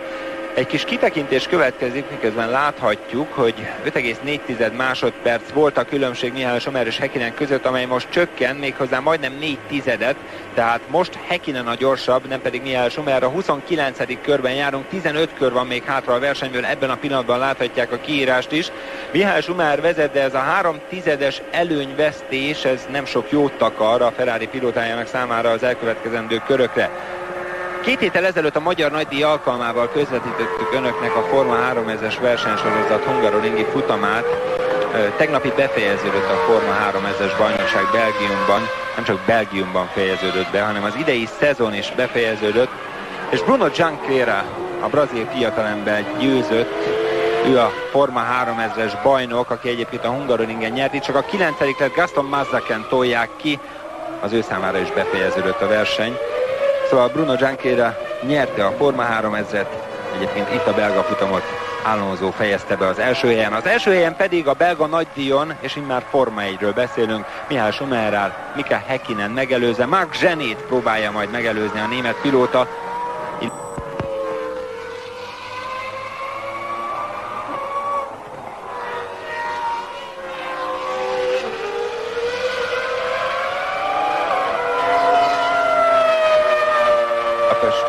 Kérdezzük Budapestet, hogy vajon rendben van a kép, és köszönjük szépen, egy pillanatnyi kimaradás volt ismét itt Belgiumban, nem is kell, nem hiszem törődni vele, a lényeg az, hogy újra élőben tudjuk közvetíteni önöknek a belga nagydíjat. Michael Schumacher és Häkkinen között közben 4,2, majdnem 4,3 másodperc a különbség.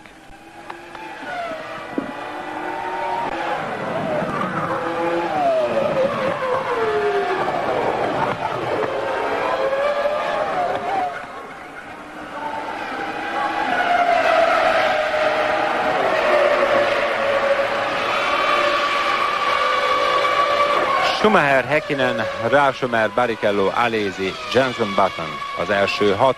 Button a 6. helyen 37,4 másodperccel van lemaradva az első helyen álló Michael Schumacher mögött. Tehát, hogyha azt mondtuk, hogy ez a különbség nem túlságosan nagy, ezt mondtuk 15 körrel ezelőtt, akkor ezt továbbra is tartani érdemes. Mika Häkkinen most Zsené mögé érkezik majd.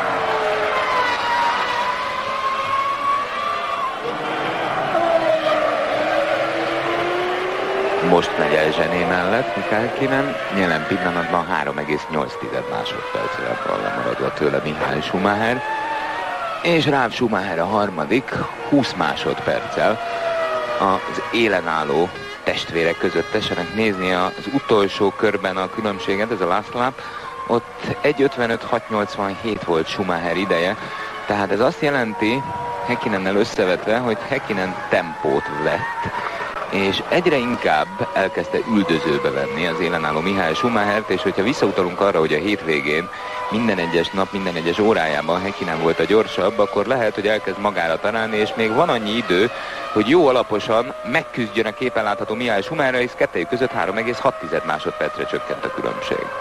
Folyamatosan csökkent tehát a távolság Häkkinen és Michael Schumacher között. Ralf Schumacher tartja a harmadik helyét, Barrichello a negyedik, Alesi pedig ugye visszaállt 8-10 kör elteltével az 5. helyre, volt olyan a negyedik is, de ő állt ki legelőször a boxba. Michael Schumacher és Mika Häkkinen most a nagy kérdés, hiszen a világbajnoki pontfestően álló két pilótáról van szó. Itt látható Michael Schumacher, és ime ilyen pici a különbség közte, illetve Mika Häkkinen között. 5 másodpercet hozott az elmúlt fél percben Häkkinen Schumacheren. Érdemes figyelemmel kísérni, hogy a következő 4-5 körben mi történik, ugyanis Häkkinen látványosan felgyorsult, és Schumacher nem nagyon tud vele mit kezdeni, mert nem tudja növelni a tempóját. 31 kör után az állás. Michael Schumacher, Häkkinen, Ralf Schumacher, Barrichello, Alesi és Button. Jenson Buttonról már említettük, hogy a Benettonhoz igazol, Alesiről azt, hogy nem döntötte még el, hogy marad-e a Prostnál. Michael Schumacher valószínűleg, sőt szinte 100%, hogy marad a Ferrarinál. Schumacher, Häkkinen, Ralf Schumacher, Barrichello, Button, Alesi és Coulthard a sorrend. Erjan Häkkinen figyeli Mika Häkkinen teljesítményét, aki egyre gyorsabb és egyre közelebb kerül, már 3,1 másodperc csak kettejük között a különbség, és hátra van még a versenyből 13 kör, ami azt jelenti, hogy ez mindenre elég lehet a kétszeres világbajnoknak, hogy a második kétszeres világbajnokot akár versenyben meg tudja előzni. Ami a pilóta cseréket illeti, az Saubernél egyelőre még nincs meg az egyik versenyző sem, ami a következő szezont illeti, hiszen Mika Salo a Toyotához szerződött tesztpilótának, majd 2002-től már éles pilótának. 2,8 másodperc a különbség Häkkinen és Michael Schumacher között, és Diniz is valószínűleg távozik, tehát az Saubernál nincsen meg a következő szezon csapat fölállása. De most már törődjünk Michael Schumacherrel és Mika Häkkinennel. A busz megállóba érkeznek, és egészen kicsike a különbség a két pilóta között, körülbelül 2-2,5 másodperc lehet. Häkkinen egyre jobban megközelíti Michael Schumachert, aki ebben a pillanatban érkezik a forráskanyarba, és kezdi meg a 32. körét. összesen 2,4 másodpercre csökkent, tehát az előző körben megint hozott 0,7 másodpercet Häkkinen Mihály Schumacheren, akit éppen most a képen láthatunk, miközben 12 körük van hátra még a versenyből.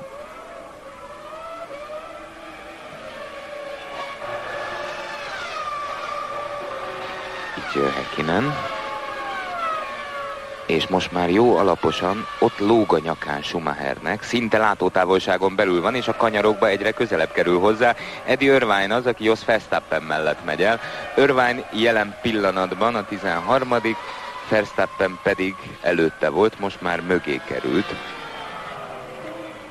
Itt jön Häkkinen, és már csak ennyi a különbség a képből éppen most kitűnő piros Ferrariban autózó Schumacher. Vajon mi történhetett Mihály Schumacher autójával? Itt látható az összehasonlító adatsor a 30, a 31, illetve a 32. körben folyamatosan gyorsabb Mika Häkkinen. Ennek lehetünk szemtanúi már 4-5 körön keresztül, hogy a finn pilóta egyre jobban megközelíti Mihály Schumachert. Hogyha azt mondtuk Mika Häkkinen autójára, amikor Schumacher elhúzott olyan 8-10 másodperccel, hogy valami miatt lelassult, akkor most ugyanez igaz lehet Mihály Schumacher autójára is, a Ferrarira is, amely, ahogy említettük, teljesen új karosszériával és új motorral érkezett ide Spa-Francorchamps-ba, és a beállítást nagyon sokáig nem találták rajta. Ennek ellenére 2,3 másodperccel még Mihály Schumacher vezet Häkkinen előtt. Az is elképzelhető, hogy Schumachernek a kerékcsere után a gumiai már kevésbé tapadnak. Lehet, hogy egy rossz kerékválasztás dönti el majd kettőjük között a versenyt. Érkezik a busz megállóba Schumacher, mögötte pedig Häkkinen, és aztán jön a célegyenes. Egyre emlékezzünk azért, hogy a Hungaroringen az előző versenyen Schumachernek hosszú-hosszú körökön keresztül sikerült maga mögött tartania Häkkinen csapatását, David Coulthardot, azonban Häkkinen látványosan gyorsabb jelen pillanatban, mint Mihály Schumacher, már csak 2,2 másodperc kettejük között a differencia. 2,2 másodperc, és egy ilyen majdnem 7 kilométer hosszúságú pályán, ez bizony nagyon sok. Rubens Barrichello a képen, akinek az autójával úgy látszik valami gond történt, valami baj történt. A box kijárat előtt állt meg Barrichello autója, vajon be tud-e még gurulni a saját boxába? Nem úgy néz ki, nagyon pusztulni látszik a versenyautó, Barrichello sisakrostéját fölnyomta, ez nem az a sebesség, amivel itt haladni kell, ennél azért lehet gyorsabban is menni. Rubens Barrichello versenyének vége, ő a 6. helyről kényszerül kiállni, nem is jut el az autójával a boxig. Mihály Schumacher, Häkkinen, Rasmussen, Button, Coulthard, Frentzen az első 6 sorrendje, hiszen Barrichello kiállt, és így mindenki picikét előrébb lépett.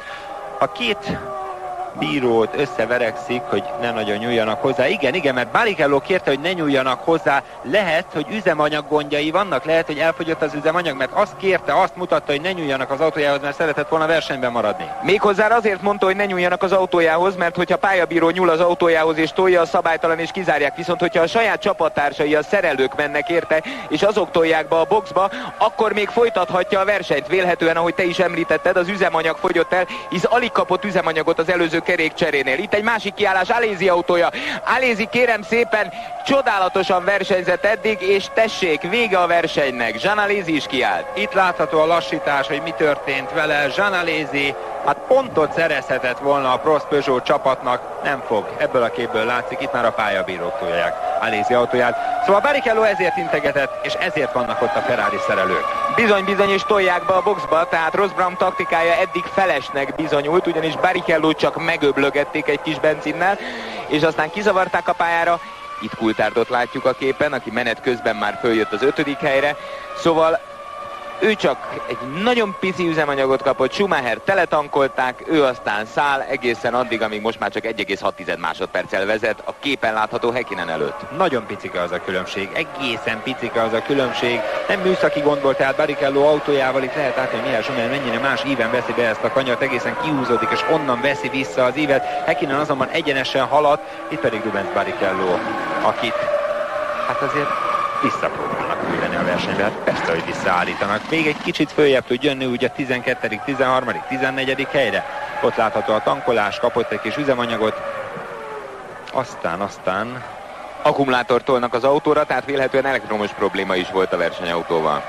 Újra fogják indítani Barrichello autóját, már 22 másodperc, 23 másodperc. Ez a kiállással, a lassulással mindennel bizony Bizony komoly gond és vége. Úgy tűnik vége, hiszen a kormányt ott lehetett látni, kivették Barrichello autójából. Igen, mindent elkövetett, ő integetett a szerelőknek, hogy jöjjenek érte, de Rubens Barrichello föladni kényszerül a belga nagydíjat. Schumacher mögötte Häkkinen. A 34. kör után tetszenek látni, ezek a versenyzők nincsenek már versenyben, tehát eddig a 22 pilótából 5-en álltak ki a viadalból. Häkkinen és Schumacher között 1,6 másodperc a különbség, itt Schumacher mögötte Häkkinen, és nem győzöm hangsúlyozni, hogy tulajdonképpen majdhogy nem ugyanezt a képet láttuk a Hungaroringen is sok-sok körön keresztül, akkor Schumacher Coulthardot utasította maga mögé, most azonban az az érzésem, hogy Häkkinen borzalmas tempóval érkezik Schumacher nyomába, ismét egy kör végéhez közelednek, érkeznek be a célegyenesbe, és fogják megkezdeni a 35. körüket Michael Schumacher és Mika Häkkinen, aki között a különbség 1,3 másodpercre csökkent. Mitől lassulhatott le vajon ennyire Michael Schumacher? Jean Alesi a képen. Hát ez a verseny nem a Prost Peugeotnál maradást erősíti valószínűleg. Villeneuve 7., Herbert, Szálló, Irvine, Diniz, Zonta 12. helyig így fest, az orúsból érkezik fel Michael Schumacher, és mögötte Mika Häkkinen. 1,3 másodpercre csökkent a különbség a két élversenyző között. Itt látható Häkkinen, itt pedig Michael Schumacher. Vajon tud-e közelíteni még jobban Mika Häkkinen? Igen, úgy tűnik, hogy tud Häkkinen, egyre inkább ott van Schumacher nyomában. Itt pedig a BMW McLaren duett, Button és Coulthard. Button elfékezte magát itt a célegyenes végén, és Coulthard teljesen megérkezett a nyakára, azonban a szélső ívről már nem tudta letaszajtani Jenson Button, tehát továbbra is Button a 4., Coulthard az 5. Alakulnak ki a párok elől, Michael Schumacher és Häkkinen, itt pedig Button és David Coulthard. Button előtt ott van Ralf Schumacher, de 15 másodperc a különbség a 3. hely, illetve a 4., 5. helyezés között. Ezért szeretne igyekezni David Coulthard, hogy a hátralévő 9 körben még egy kicsit följebb zárkózzon. De vajon elől mi történik Michael Schumacher és Mika Häkkinen között, miközben továbbra is Buttont és Coulthardot látjuk? Valószínűleg azért, mert itt már előzés közeli szituáció adódik, Häkkinen pedig még csak egyre jobban közelíti meg Michael Schumacher. Az utolsó mérponton továbbra is 1,3 másodperc a különbség Schumacher és Häkkinen között. Itt viszont Button, ahogy te is mondod, lassan azzal kell, hogy szembenézzen, hogy Coulthard elkezdi agresszíven támadni hátulról, mert már megérkezik a nyakára, be tud férni mögé szélárnyékba, és egy hosszabb egyenes részen valószínűleg képes lesz kibújni is, hogyha ezt Button majd hagyja, ugyanis Jenson Button az évad eddigi versenyéhez képest ezen a mai napon nagyon agresszíven vezet, emlékezzünk csak Jarno Trullival való ütközésére közvetlen a rajtot követően. Button a 4., David Coulthard az 5. és még pontszerző helyen Heinz-Harald Frentzen Trulli kiesését követően, tehát a Jordan egyetlen reménysége, Frentzen. Az élen Michael Schumacher és Mika Häkkinen 1 másodperc, a számítógép tanúsága szerint 1 másodperc a különbség az első 2 helyezett között, miközben mi Jenson Buttont és David Coulthardot látjuk nagy csatában a 4. helyért. Itt ment el Button és mögötte Coulthard, Michael Schumacher és Häkkinen, igen, 1,69 másodperc, Häkkinen pedig nagyon-nagyon magabiztosan előzi meg Ralf Schumachert. Itt van kérem szépen a Schumacher-Häkkinen duett, itt elő Schumacher, mögötte Häkkinen. Ugyanaz a helyzet, mint amit az előbb Buttonnál és Coulthardnál láttunk. Lassan-lassan Häkkinen megérkezik olyan távolságra Schumacherhez, hogy már azt keresheti, azt nézheti, hogy hol tudja megelőzni Michael Schumachert. Lehet látni Häkkinen vonalvezetésén, 8 kör van még hátra a versenyből, de ez nem olyan 8 kör, mint mondjuk a Hungaroringen vagy Monte Carlóban, hisz nem győzzük hangsúlyozni, hogy ez egy 7 kilométer hosszú pálya, amely a világbajnoki sorozat leghosszabb pályája. Tehát nagyon hosszú 8 kör van még hátra. Coulthard és Button. Coulthard ebben a pillanatban megelőzi Jenson Buttont, amely 2-3 kör óta a levegőben lógott már, mint az előzés, az most megtörtént. Coulthard bejön a 4. helyre, Jenson Button az 5. mögötte Frentzen, és a csapattárs Ralf Schumacher pedig a 3. helyen. Itt pedig Schumacher és Häkkinen, mint hogyha egy picit sikerült volna Schumachernek az egyenesben elszakadni a Häkkinentől, aki továbbra is azért ott van 1 másodperces különbséggel Schumacher nyomában. És vajon sikerül-e kérem szépen Häkkinennek megelőznie a 2-szeres világbajnok Michael Schumachert, avagy meg kell, hogy elégedjen a második helyen, ami számára azt jelenteni, hogy a 2 pontos előnyből, amivel ide Belgiumba érkezett, 2 pontos hátrányba kerül a világbajnokság utolsó 4 futama előtt. Hogyha a pontok alapján nézzük ezt a párharcot, amennyiben Häkkinen meg tudja előzni Michael Schumachert, akkor a világbajnoki pontversenyben 74 pontja lesz, míg a második Schumacher 68 ponttal, tehát 6 ponttal lemaradva áll mögötte. Hogyha Schumacher tudja tartani pozícióját és győz, akkor 72 ponttal visszavezi a vezetést a világbajnoki versenyben, és 70 pontos lesz Mika Häkkinen. Nagyon-nagyon közel megy Häkkinen Michael Schumacherhez. És itt ezen a részen azt lehetett látni, ahogy Schumacher megkereste a vizes pontját még az aszfaltnak, hogy egy picit hűtse a gumit, tehát amit az előbb valószínűsítettünk, hogy lehet, hogy nem a legtökéletesebb gumiválasztás történt a kerékcserénél. Ez bizonyítja, hogy az egyenesbe teljesen más pozíciót használ most már körök óta Michael Schumacher, méghozzá most a felső kamera képéből lehetett látni, azért, hogy vizes talajhoz érjen a gumi, magyarán szólva, hogy jobban tudjon utána tapadni a gumi, nehogy fölrobbanjon, nehogy túlforrósodjon. Itt jön Schumacher mögötte Häkkinen, kettejük között már csak 0,8 másodperc a differencia. Pont erről beszélgettünk tegnap, hogy ezen a pályán Nigel Mansell megtette ugyanezt, ugyanígy hűtötte a gumikat, és akkor neki sikerül, de vajon sikerül Michael Schumachernek? Erre kíváncsi Ron Dennis is. Kevesebb, mint 1 másodperc a különbség, sőt, szinte jelenleg nincs is különbség Mika Häkkinen és Michael Schumacher között. A világbajnoki pontversenyben élen álló 2 versenyzőről van szó. Michael Schumacher a második, Mika Häkkinen pedig az első, de itt a pályán jelenleg még mindez fordítva van. Schumacher továbbra is vezet, ugyanez a 8 másodperc, ránézésre is mondom, hogy ugyanaz a 8 másodperc kettejük között, és Häkkinen próbálna előrébb jutni, de most már 1-2 kör óta, minthogyha beállt volna kettejük között a különbség, nem nagyon tudja jobban megközelíteni Schumachert. Ugyanezt történt Coulthardal is a Hungaroringen, nem sikerült neki megelőznie Schumachert, pedig egyre közelebb jutott hozzá, de Schumacher mindig valamilyen utolsó utáni erőtartalékhoz tudott nyúlni a célegyenes végén. Most érkeznek a forráskanyarhoz, Schumacher továbbra is pozícióban, Häkkinen mögötte, kettejük között 0,7 másodpercre csökkent a különbség, tehát összességében 1 másodpercet tudott rajta hozni Häkkinen. Úgy tűnt ott a forráskanyarban, hogy Michael Schumacher egy jobb íven vette be a célegyenes utáni kanyart, és egy picit növelni tudja abban a szűk hajtókanyarban az előnyét. Aztán itt a Kemmel egyenesben mindez megváltozik, mert ott lehet látni egyébként, hogy még nedves az aszfalt, és oda kihúzódik Michael Schumacher.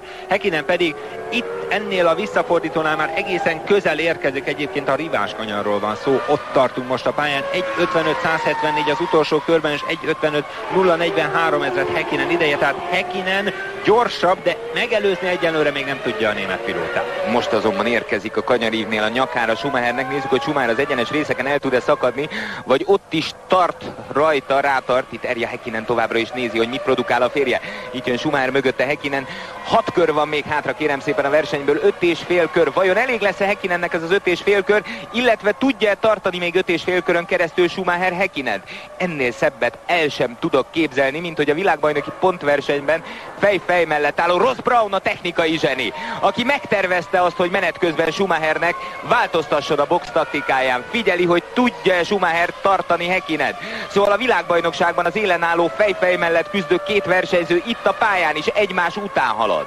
Pokolian gyors Mika Häkkinen. David Coulthardhoz képest is majdnem 1 másodperccel gyorsabb a legutolsó körben, tehát a csapattárs autóját és 1 másodperccel veri. Ennek ellenére Michael Schumacher egyelőre még tudja tartani Mika Häkkinen. Mazzacán tűnt ki a képből a buszmegállóban, na most ő még átalakíthatja a dolgokat, hogyha Mazzacánt nem tudja elég gyorsan lekörözni Schumacher, akkor akár még ott is meg tudja előzni Häkkinen, mert ahogy a lekörözéshez odaér Schumacher, 5 kör van még hátra, akkor már teljesen a nyomába ér, így van, itt van Häkkinen, és ott elől is van valaki, akit majd le kell körözniük. Összerázódhatnak, ennél jobban is összerázódhatnak, de nem is ez a kérdés, hanem az, hogyha valamelyikük megelőzi, mondjuk Michael Schumacher megelőzi Mazzacánt, akkor utána, illetve igen, hogyha megelőzi Mazzacánt, akkor utána Häkkinen mennyi idő alatt tud elmenni a Minardis versenyző mellett. Häkkinen egész közel Michael Schumacherhez, lehet, hogy be is fog nézni mellé. Mika Häkkinen megközelíti Michael Schumachert, megpróbálja lerázni, lezárni a német pilóta a szöget, és sikerül neki. Az első támadást visszaverte.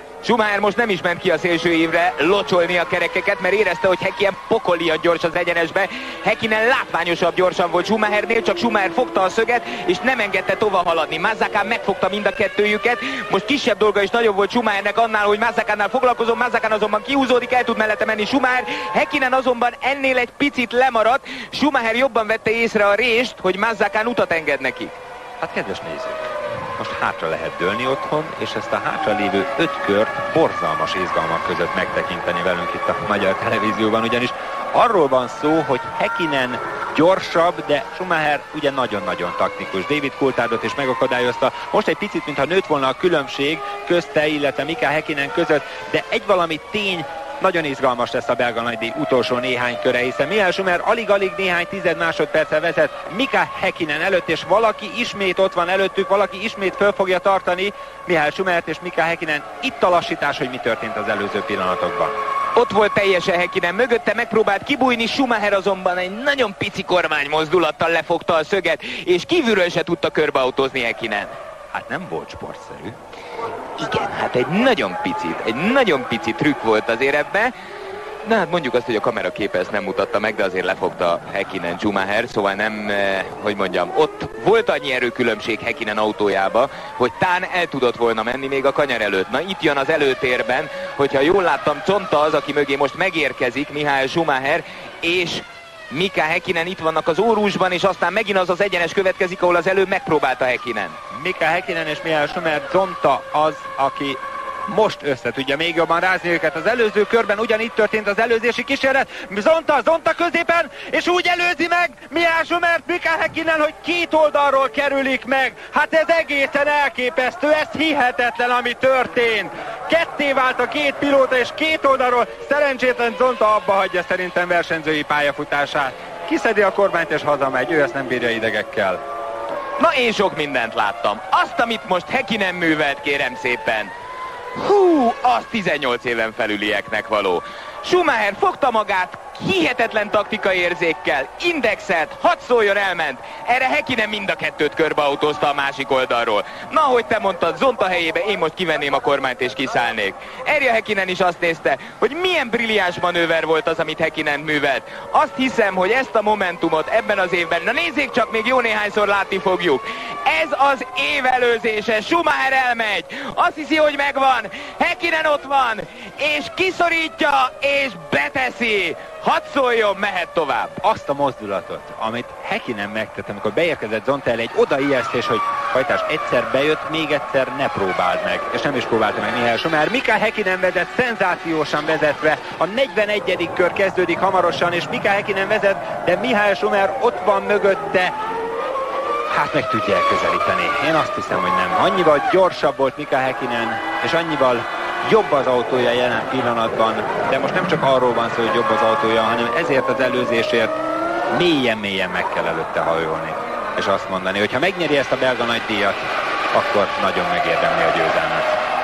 Az évad elején a képen látható Mika Häkkinen úgymond gyengélkedett, és én magam is károgtam, hogy nem egy kétszeres világbajnokhoz működő ambíciókkal rendelkezik. Én azt gondolom, hogy ezért az előzésért megérdemel valaki egy világbajnoki címet, ugyanis elképesztő volt, amit művelt Häkkinen, pedig a Ferrari szerelői, a Ferrari technikai igazgatói és Michael Schumacher is, Ralf Schumacher a képen, aki jelenleg harmadik, mindent megtett ezen a versenyen, hogy a McLaren és Mika Häkkinen előnyét ledolgozza. Ennyi volt benne, nem volt ebben több, kérem szépen, nem volt ebben több. Häkkinen pokolian gyors volt az egész hétvégén, és most ezzel az előzéssel szerintem feltette a koronát erre a belga hétvégére, és azt kell, hogy mondjam, hogy a futam után, ha ez marad az állás, ami most kettejük között, akkor 6 ponttal fog vezetni 4 versennyel a világbajnoki szezon vége előtt Michael Schumacher előtt, és hogyha ezt a ritmust tudja tartani Häkkinen, amit az elmúlt futamokban, akkor nem nagyon tudom, hogy valaki meg tudja állítani a harmadik zsinórban megnyert világbajnoki címéig. A 42. körben járunk. Mika Häkkinen, Michael Schumacher, Ralf Schumacher, David Coulthard, Jenson Button, Heinz-Harald Frentzen. Az első 6 itt látható az állás. Egy szenzációs verseny vége felé közeledünk. A képen pedig Ralf Schumacher, aki dobogón van a Williams BMW-vel, és csapattársa Jenson Button, aki mindössze 20 esztendős, és eddig is már 8 pontot szerzett az idei szezonban, az 5. Közéjük ékelődik be David Coulthard, 1,4 másodperc egyébként jelenleg a különbség Häkkinen és Michael Schumacher között. Ralf Schumacher a képen, aki dobogóra kerülhet ismét itt Belgiumba. Itt tűnik ki a képen Häkkinen, mögötte Schumacher. Schumacher érzi, hogy nem érdemes szétgyilkolni az autóját a következő jó pár kilométeren keresztül, mert kell azért neki az a 6 pont, amit a második helyért tud begyűjteni. 2 kör van még hátra a versenyből. Ugyanis annélkül a 6 pont nélkül, amit most meg tud szerezni itt Häkkinen mögött, anélkül a 6 pont nélkül szinte esélytelen, vagy legalábbis sokkal nagyobb mértékben válna esélytelenné a világbajnoki cím megszerzésére a McLaren Mercedes jelenlegi fölényét tekintve. A képen Mika Häkkinen, aki azt gondolom, hogyha ezt a 2 kört is ebben a pozícióban tudja megszerezni, akkor ennek a hétvégének a királya, és megérdemelten nyeri meg ezt a nagy díjat. Mika Häkkinen a lehető legjobb úton halad, 18. győzelme felé, és hogyha az elmúlt 40 nagydíjat veszük figyelembe, akkor a következő képen fest a helyzet, illetve ezzel együtt 41 nagydíjat. Mika Häkkinen 15 elsőséget szerzett, Schumacher 12, David Coulthard 5, Barrichello 1-et, Frentzen egyébként 2-t, és Damon Hill még itt Belgiumban 2 évvel ezelőtt 1-et. Tehát nagyon-nagyon összerázódott a mezőny, de Häkkinen kiemelkedik, azért az egyértelműen látszik. És egy valamit ne felejtsünk el, kedves nézők, Mika Häkkinen saját pályáján győzi le a teljesen felújított motorral és karosszériával versenyző német Michael Schumacher. Tehát én azt hiszem, hogyha itt Häkkinen nyer, lehet, hogy nem lesz igazam, de én megmerem kockáztatni, hogy Häkkinen a legjobb úton halad 3. világbajnoki címe felé, ugyanis ez volt az a pálya, amelyben a Ferrari bízott. Ez az a pálya, ahol Michael Schumacher 4-szer, úgyis mondhatnánk 5-ször nyert, ahol csak kizárással tudták attól megfosztani, amit ismer, amit szeret, amilyen rengetegszer ment Forma 3-as korában is, és még sorolhatnánk, és Häkkinen egy ilyen előzéssel elé került. Ő látható a képen, mögötte Michael Schumacher. De La Rosa az, aki elengedi most Mika Häkkinent a célegyenes végén, és az utolsó körét kezdi meg a 2-szeres világbajnok, és mögött a másik 2-szeres világbajnok, Michael Schumacher, aki 2 másodperccel van lemaradva az élenálló Häkkinen mögött, tehát ereszti Häkkinent, nem próbál már az utolsó körben a nyomába érni, úgy gondolja. De La Rosának integettek egyébként kék zászlóval, hogy a mögé érkező Michael Schumacher hagyja békén, engedje el, de Schumacher nem nagyon ambicionálja a továbbiakban sem a közvetlen közelbe való érkezés. Most már számára az a lényeg, hogy betolja a Ferrarit a célba. Mika Häkkinen és David Coulthard egyébként a 2-s győzelmek tekintetében 25-25 elsőséggel az élen áll a Senna Prost duóval.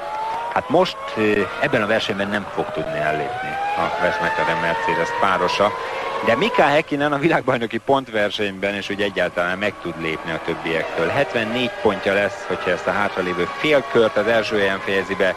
68 pontja lesz Michael Schumachernek, David Coulthardnak pedig a jelen helyzet alapján 61 pontja, tehát ő is egy kicsit lemarad. Mika Häkkinen és Michael Schumacher érkezik lassan-lassan a pálya utolsó harmadához egy nagyon-nagyon izgalmas belga nagydíj után.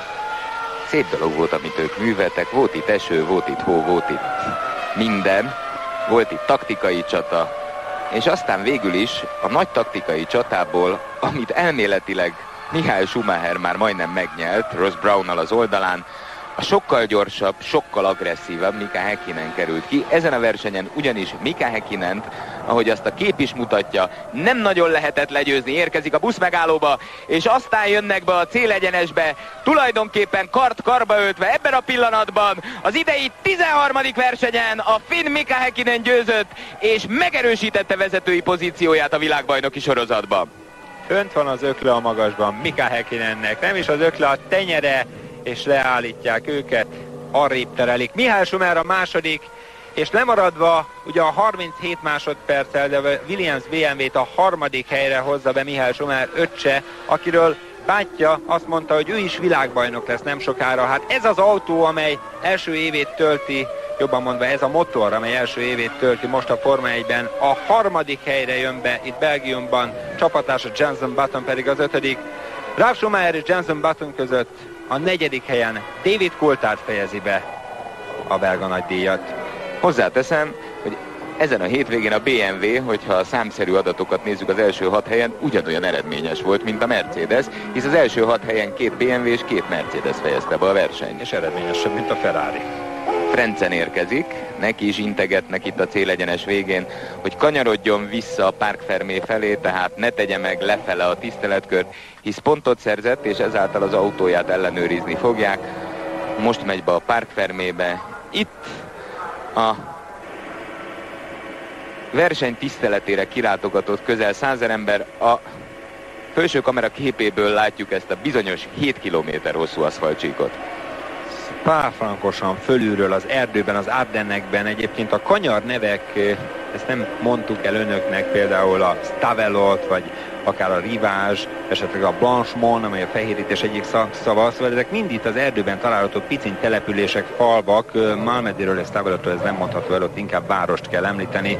A buszmegálló pedig buszmegálló, a győztes pedig Mika Häkkinen, aki megnyerte a belga nagydíjat, és a csapattárs David Coulthard, aki a 4. helyen állt. Itt látható a hivatalos végeredmény, kedves nézők, az az előzés, hát azt még a Box utcában is azért megpróbáljuk ellemezgetni önöknek majd pénteken a Magyar 1:05-től, ahol itt a helyszínen készült riportokat mutatunk be, reméljük, hogy velünk tartanak akkor is. Diniz, Zonta, Burt, Zsené, Verstappen, De La Rosa és Mazzacán. Zsené megelőzte Verstappent és De La Rosát, legalábbis meglepetés. Igen, azon gondolkodtam, hogyha a Box utcába elemzitek ezt az előzést, akkor érdemes lesz végig gondolni, hogy a közúton ezért ugrana Häkkinen jogsia, akárhonnan is nézem, mert jobbról előzött, és az nem illik. Na de hát ez versenypálya, hát ilyet még nem láttam. Ez hát agyament volt. Szóval azt a reflexet, azt a helyzetfelismerést, amit Mika Häkkinen produkált, miközben hozzá kell, hogy tegyem, hogy Schumachernek nem volt más választása, mert arra az ívre kellett helyezkednie, itt a ponttáblázat, amit tetszenek látni. Na, ez nem az a ponttáblázat, ami a verseny jelenlegi eredménye után hivatalos. Nem bizony, ezt rosszul adták össze. Múltkor mi adtuk össze rosszul a pontokat a verseny végén, aztán nehezen tudtunk kijönni belőle. Ez a verseny elejé ponttáblázat, majd egyszer biztos megmutatják azt is nekünk. Hát mi is ki tudjuk számolni, 64 pontja volt Mika Häkkinennek, most kapott 10 pontot, tehát 74 pontja van. A második helyzet Mihály Zsumernek eddig 62 pontja volt, most 6 pontot kapott, tehát 68 ponttal áll a második helyen. A két versenyző között ugye 6 pont a különbség. David Coulthard maradt a harmadik helyen, neki eddig 58 pontja volt, most a negyedik helyet 3 pontot kapott, tehát 61 pontja van, az azt jelenti, hogy 7 pont a különbség Mihály Schumacher és David Coulthard között. Azt se felejtsük el azért, hogy David Coulthard itt van, jelen van, és hátra van még 4 verseny a 17 futamos világbajnoki sorozatból. Hát miért ne történne meg bármi, ha már ilyen izgalmasan alakult eddig a világbajnokság? Ez már egy videóklip, amit tetszenek látni, amit a belga televíziós kollégák a verseny összefoglalójaként állítottak össze, addig, amíg az élen végző 3 pilótát el nem viszik az eredményhirdetés helyszínén. Én azt gondolom, hogy helyettünk inkább a zenét és a képeket tessenek élvezni.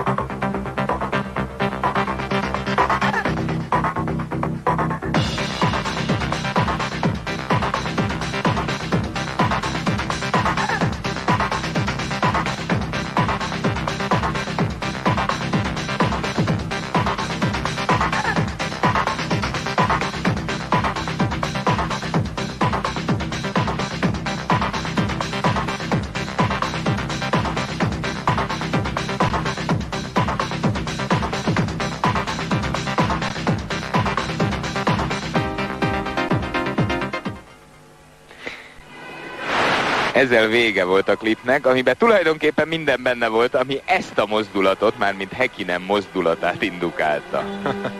Lehet. Hallgassuk a hírt.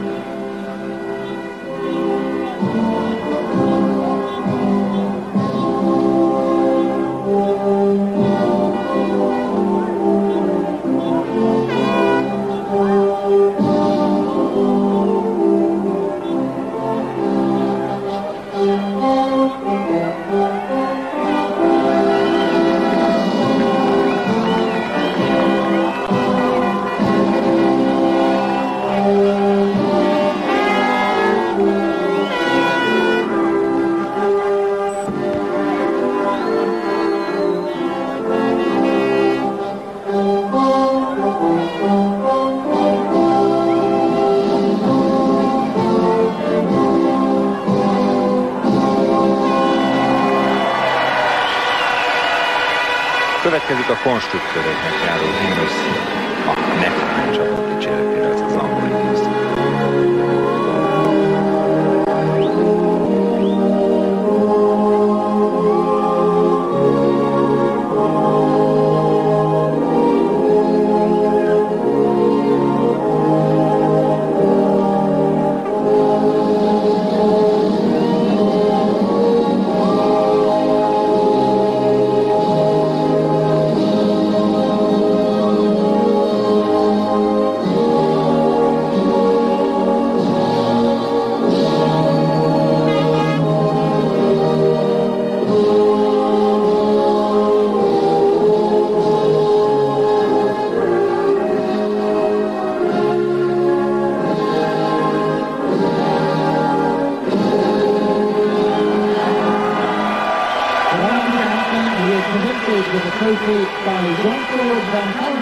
Egy hátbavágás, amúgy félboldogan, és képletesen a képet kitakarja a finn zászló. Azt hiszem, hogy nagy tettet hajtott végre. Vallon tartomány elnöke adja át a díjat Mika Häkkinennek, aki nagy tettet hajtott végre ezen a versenyen, hisz a pokolian gyors, kedvenc pályáján rajthoz álló, minden technikai hátteret megkapó Michael Schumachert versenyben, férfias küzdelemben utasította maga mögé a második helyre. A második helyzet Michael Schumachernek a főszponzor képviseletében adja át a belga egység vezetője. Michael Schumacher, ahogy láthatták az arcát, annyira nem tűnt boldogtalannak, de hát én azért ezen csodálkoznék, hogyha ezzel a második hely elől megelégedne. Íme Michael Schumacher, aki megpróbálta föltartani a lényegesen gyorsabb Mika Häkkinent, de hát egy ilyen előzésre én azt hiszem, ő sem számított. És most a második Schumacher is trófeát kap, aki életében másodszor állhat dobogón, belga nagydíjon. 98-ban a második helyen fejezte be, a belga autóklub elnöke adja át neki a trófeát. A versenyt még Jordan pilótaként, csapattársa Damon Hill mögött. Most ismét a dobogón állhat, már a Williams BMW versenyzőjeként. És jön a pezsgőzés, ami most Häkkinen nyakába zúdul, és a két Schumacher is ad egymásnak bőséggel. Kedves nézők, ez volt tehát a belga nagydíj, az idei 13. verseny. A következő futamra Monzában, Olaszországban kerül sor. Akkor is várjuk Önöket, és hát azért ne tévedjünk nagyot. Én azt hiszem, hogy a Ferrari annak ellenére, hogy új motort, új karosszériát és nagyon nagy fogadalmakat mutatott, illetve tett be itt Belgiumban, annak ellenére izgalmas futam elé nézünk ott is. Köszönjük szépen, hogy velünk tartanak, illetve velünk tartottak. További kellemes vasárnapot kívánok.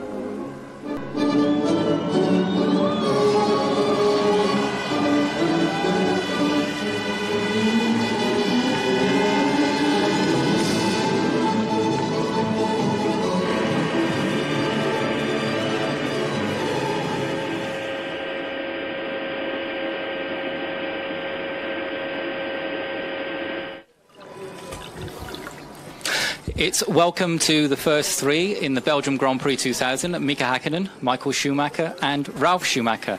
Mika, starting with you, it was an absolutely incredible race to watch. What was it like to be part of it and win it? Well, it was incredible. it was incredible. It was very difficult, unusual situations. Including my spin was not obviously planned, but the curbs here in Spa are very, very difficult and very slippery, and when they catch you, it's nothing what you can really do.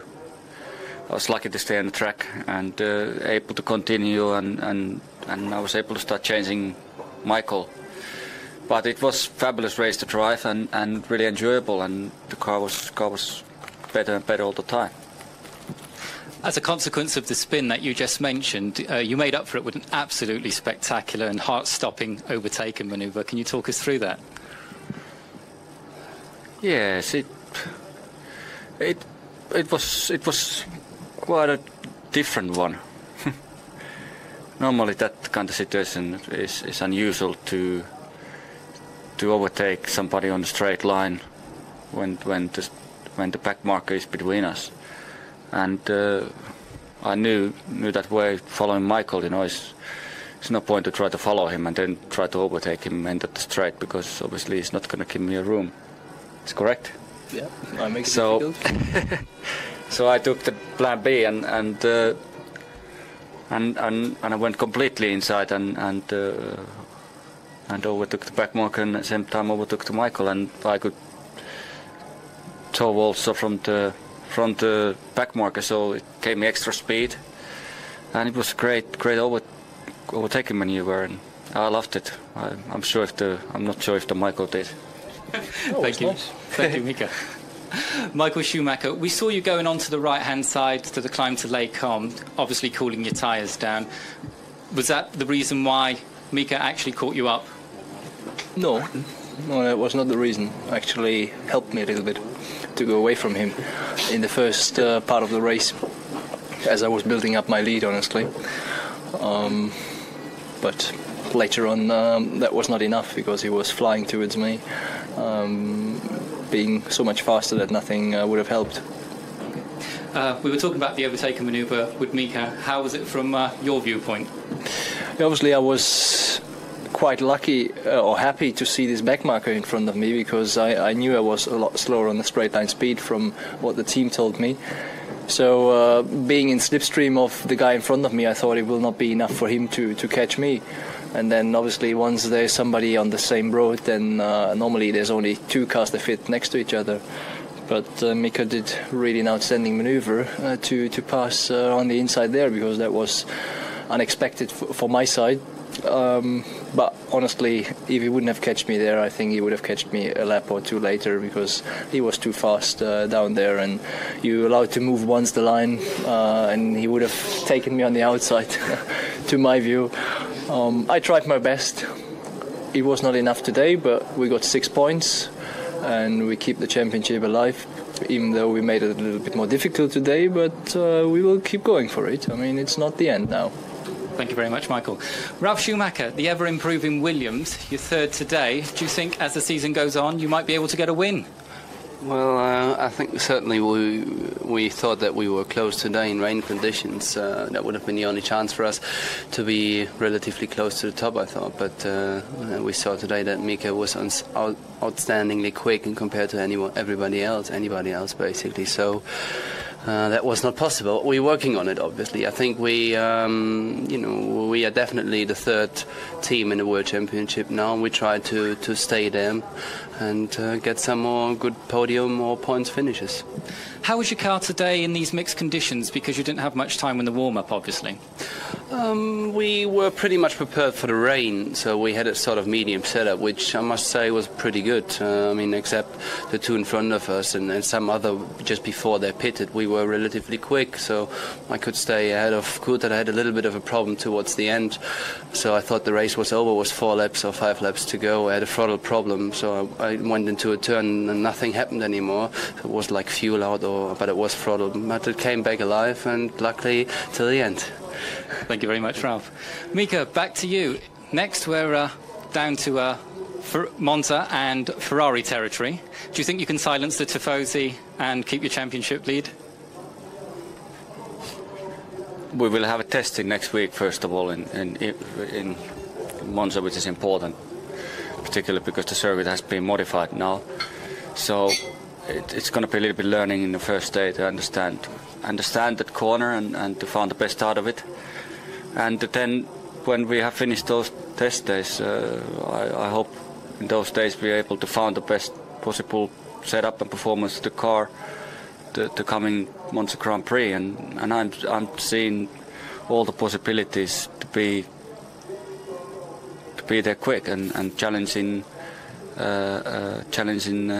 podium places and hopefully winning to Monza. But again, it's better to enjoy now and to concentrate to the next Grand Prix tomorrow. Okay, thank you and congratulations. Now a word from all three in your own languages, starting with Mika Häkkinen, please. Joo, kyllä tässä kohta tarvii nitroa tässä hommassa, ei tää helppoa.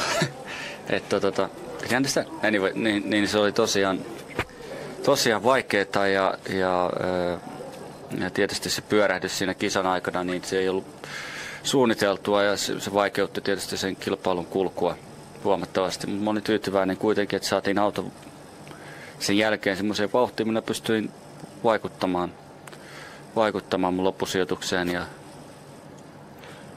ja mä kerron myöhemmin loput. Thank you, Mika. And now a word from Michael. Zweiter Platz, 6 Punkte. Allzu viel fällt mir eigentlich auch nicht ein, weil ich bin weder richtig zufrieden, noch bin ich wirklich enttäuscht. Ich habe den Sieg vor Augen gehabt. Mika war zum Ende hin deutlich schneller. Halten konnte ich ihn nicht. Er hat mich wirklich in einer Art und Weise überholt, die erstaunlich war und bravourös war von ihm. Super Manöver. Da konnte man nichts gegen machen. Waren einfach nicht schnell genug heute. Müssen damit zurechtkommen und leben und müssen uns auf die nächsten Rennen konzentrieren. Wir sind 6 Punkte jetzt dahinter. Also da ist noch nichts verloren und von unserer Seite sowieso nicht. Also das heißt, wir geben nicht auf, wir werden weiterhin kämpfen, um unser Ziel zu erreichen. Ich hoffe, ihr drückt mir weiterhin den Daumen. Danke ans Team, danke an alle Fans, die heute hier waren. Okay. Finally, Ralf. Ja, was soll ich sagen? Wir sind auf jeden Fall überglücklich über das, was wir heute erreicht haben. Das ganze Wochenende waren wir sehr stark. Im Qualifying war es mein Teamkollege, der Dritter war, im Rennen glücklicherweise ich. Ein bisschen egoistisch denken darf man ja auch. Und ich hoffe logischerweise, dass es so weitergeht und wir unseren 3. Platz im Drivers Championship beibehalten können. Das ist unser Hauptziel bis zum Saisonende. Wir werden auch noch die eine oder andere Veränderung bekommen und schauen, dass wir denen da vorne das Leben noch ein bisschen schwerer machen können. Gentlemen, congratulations and thank you. Thank you.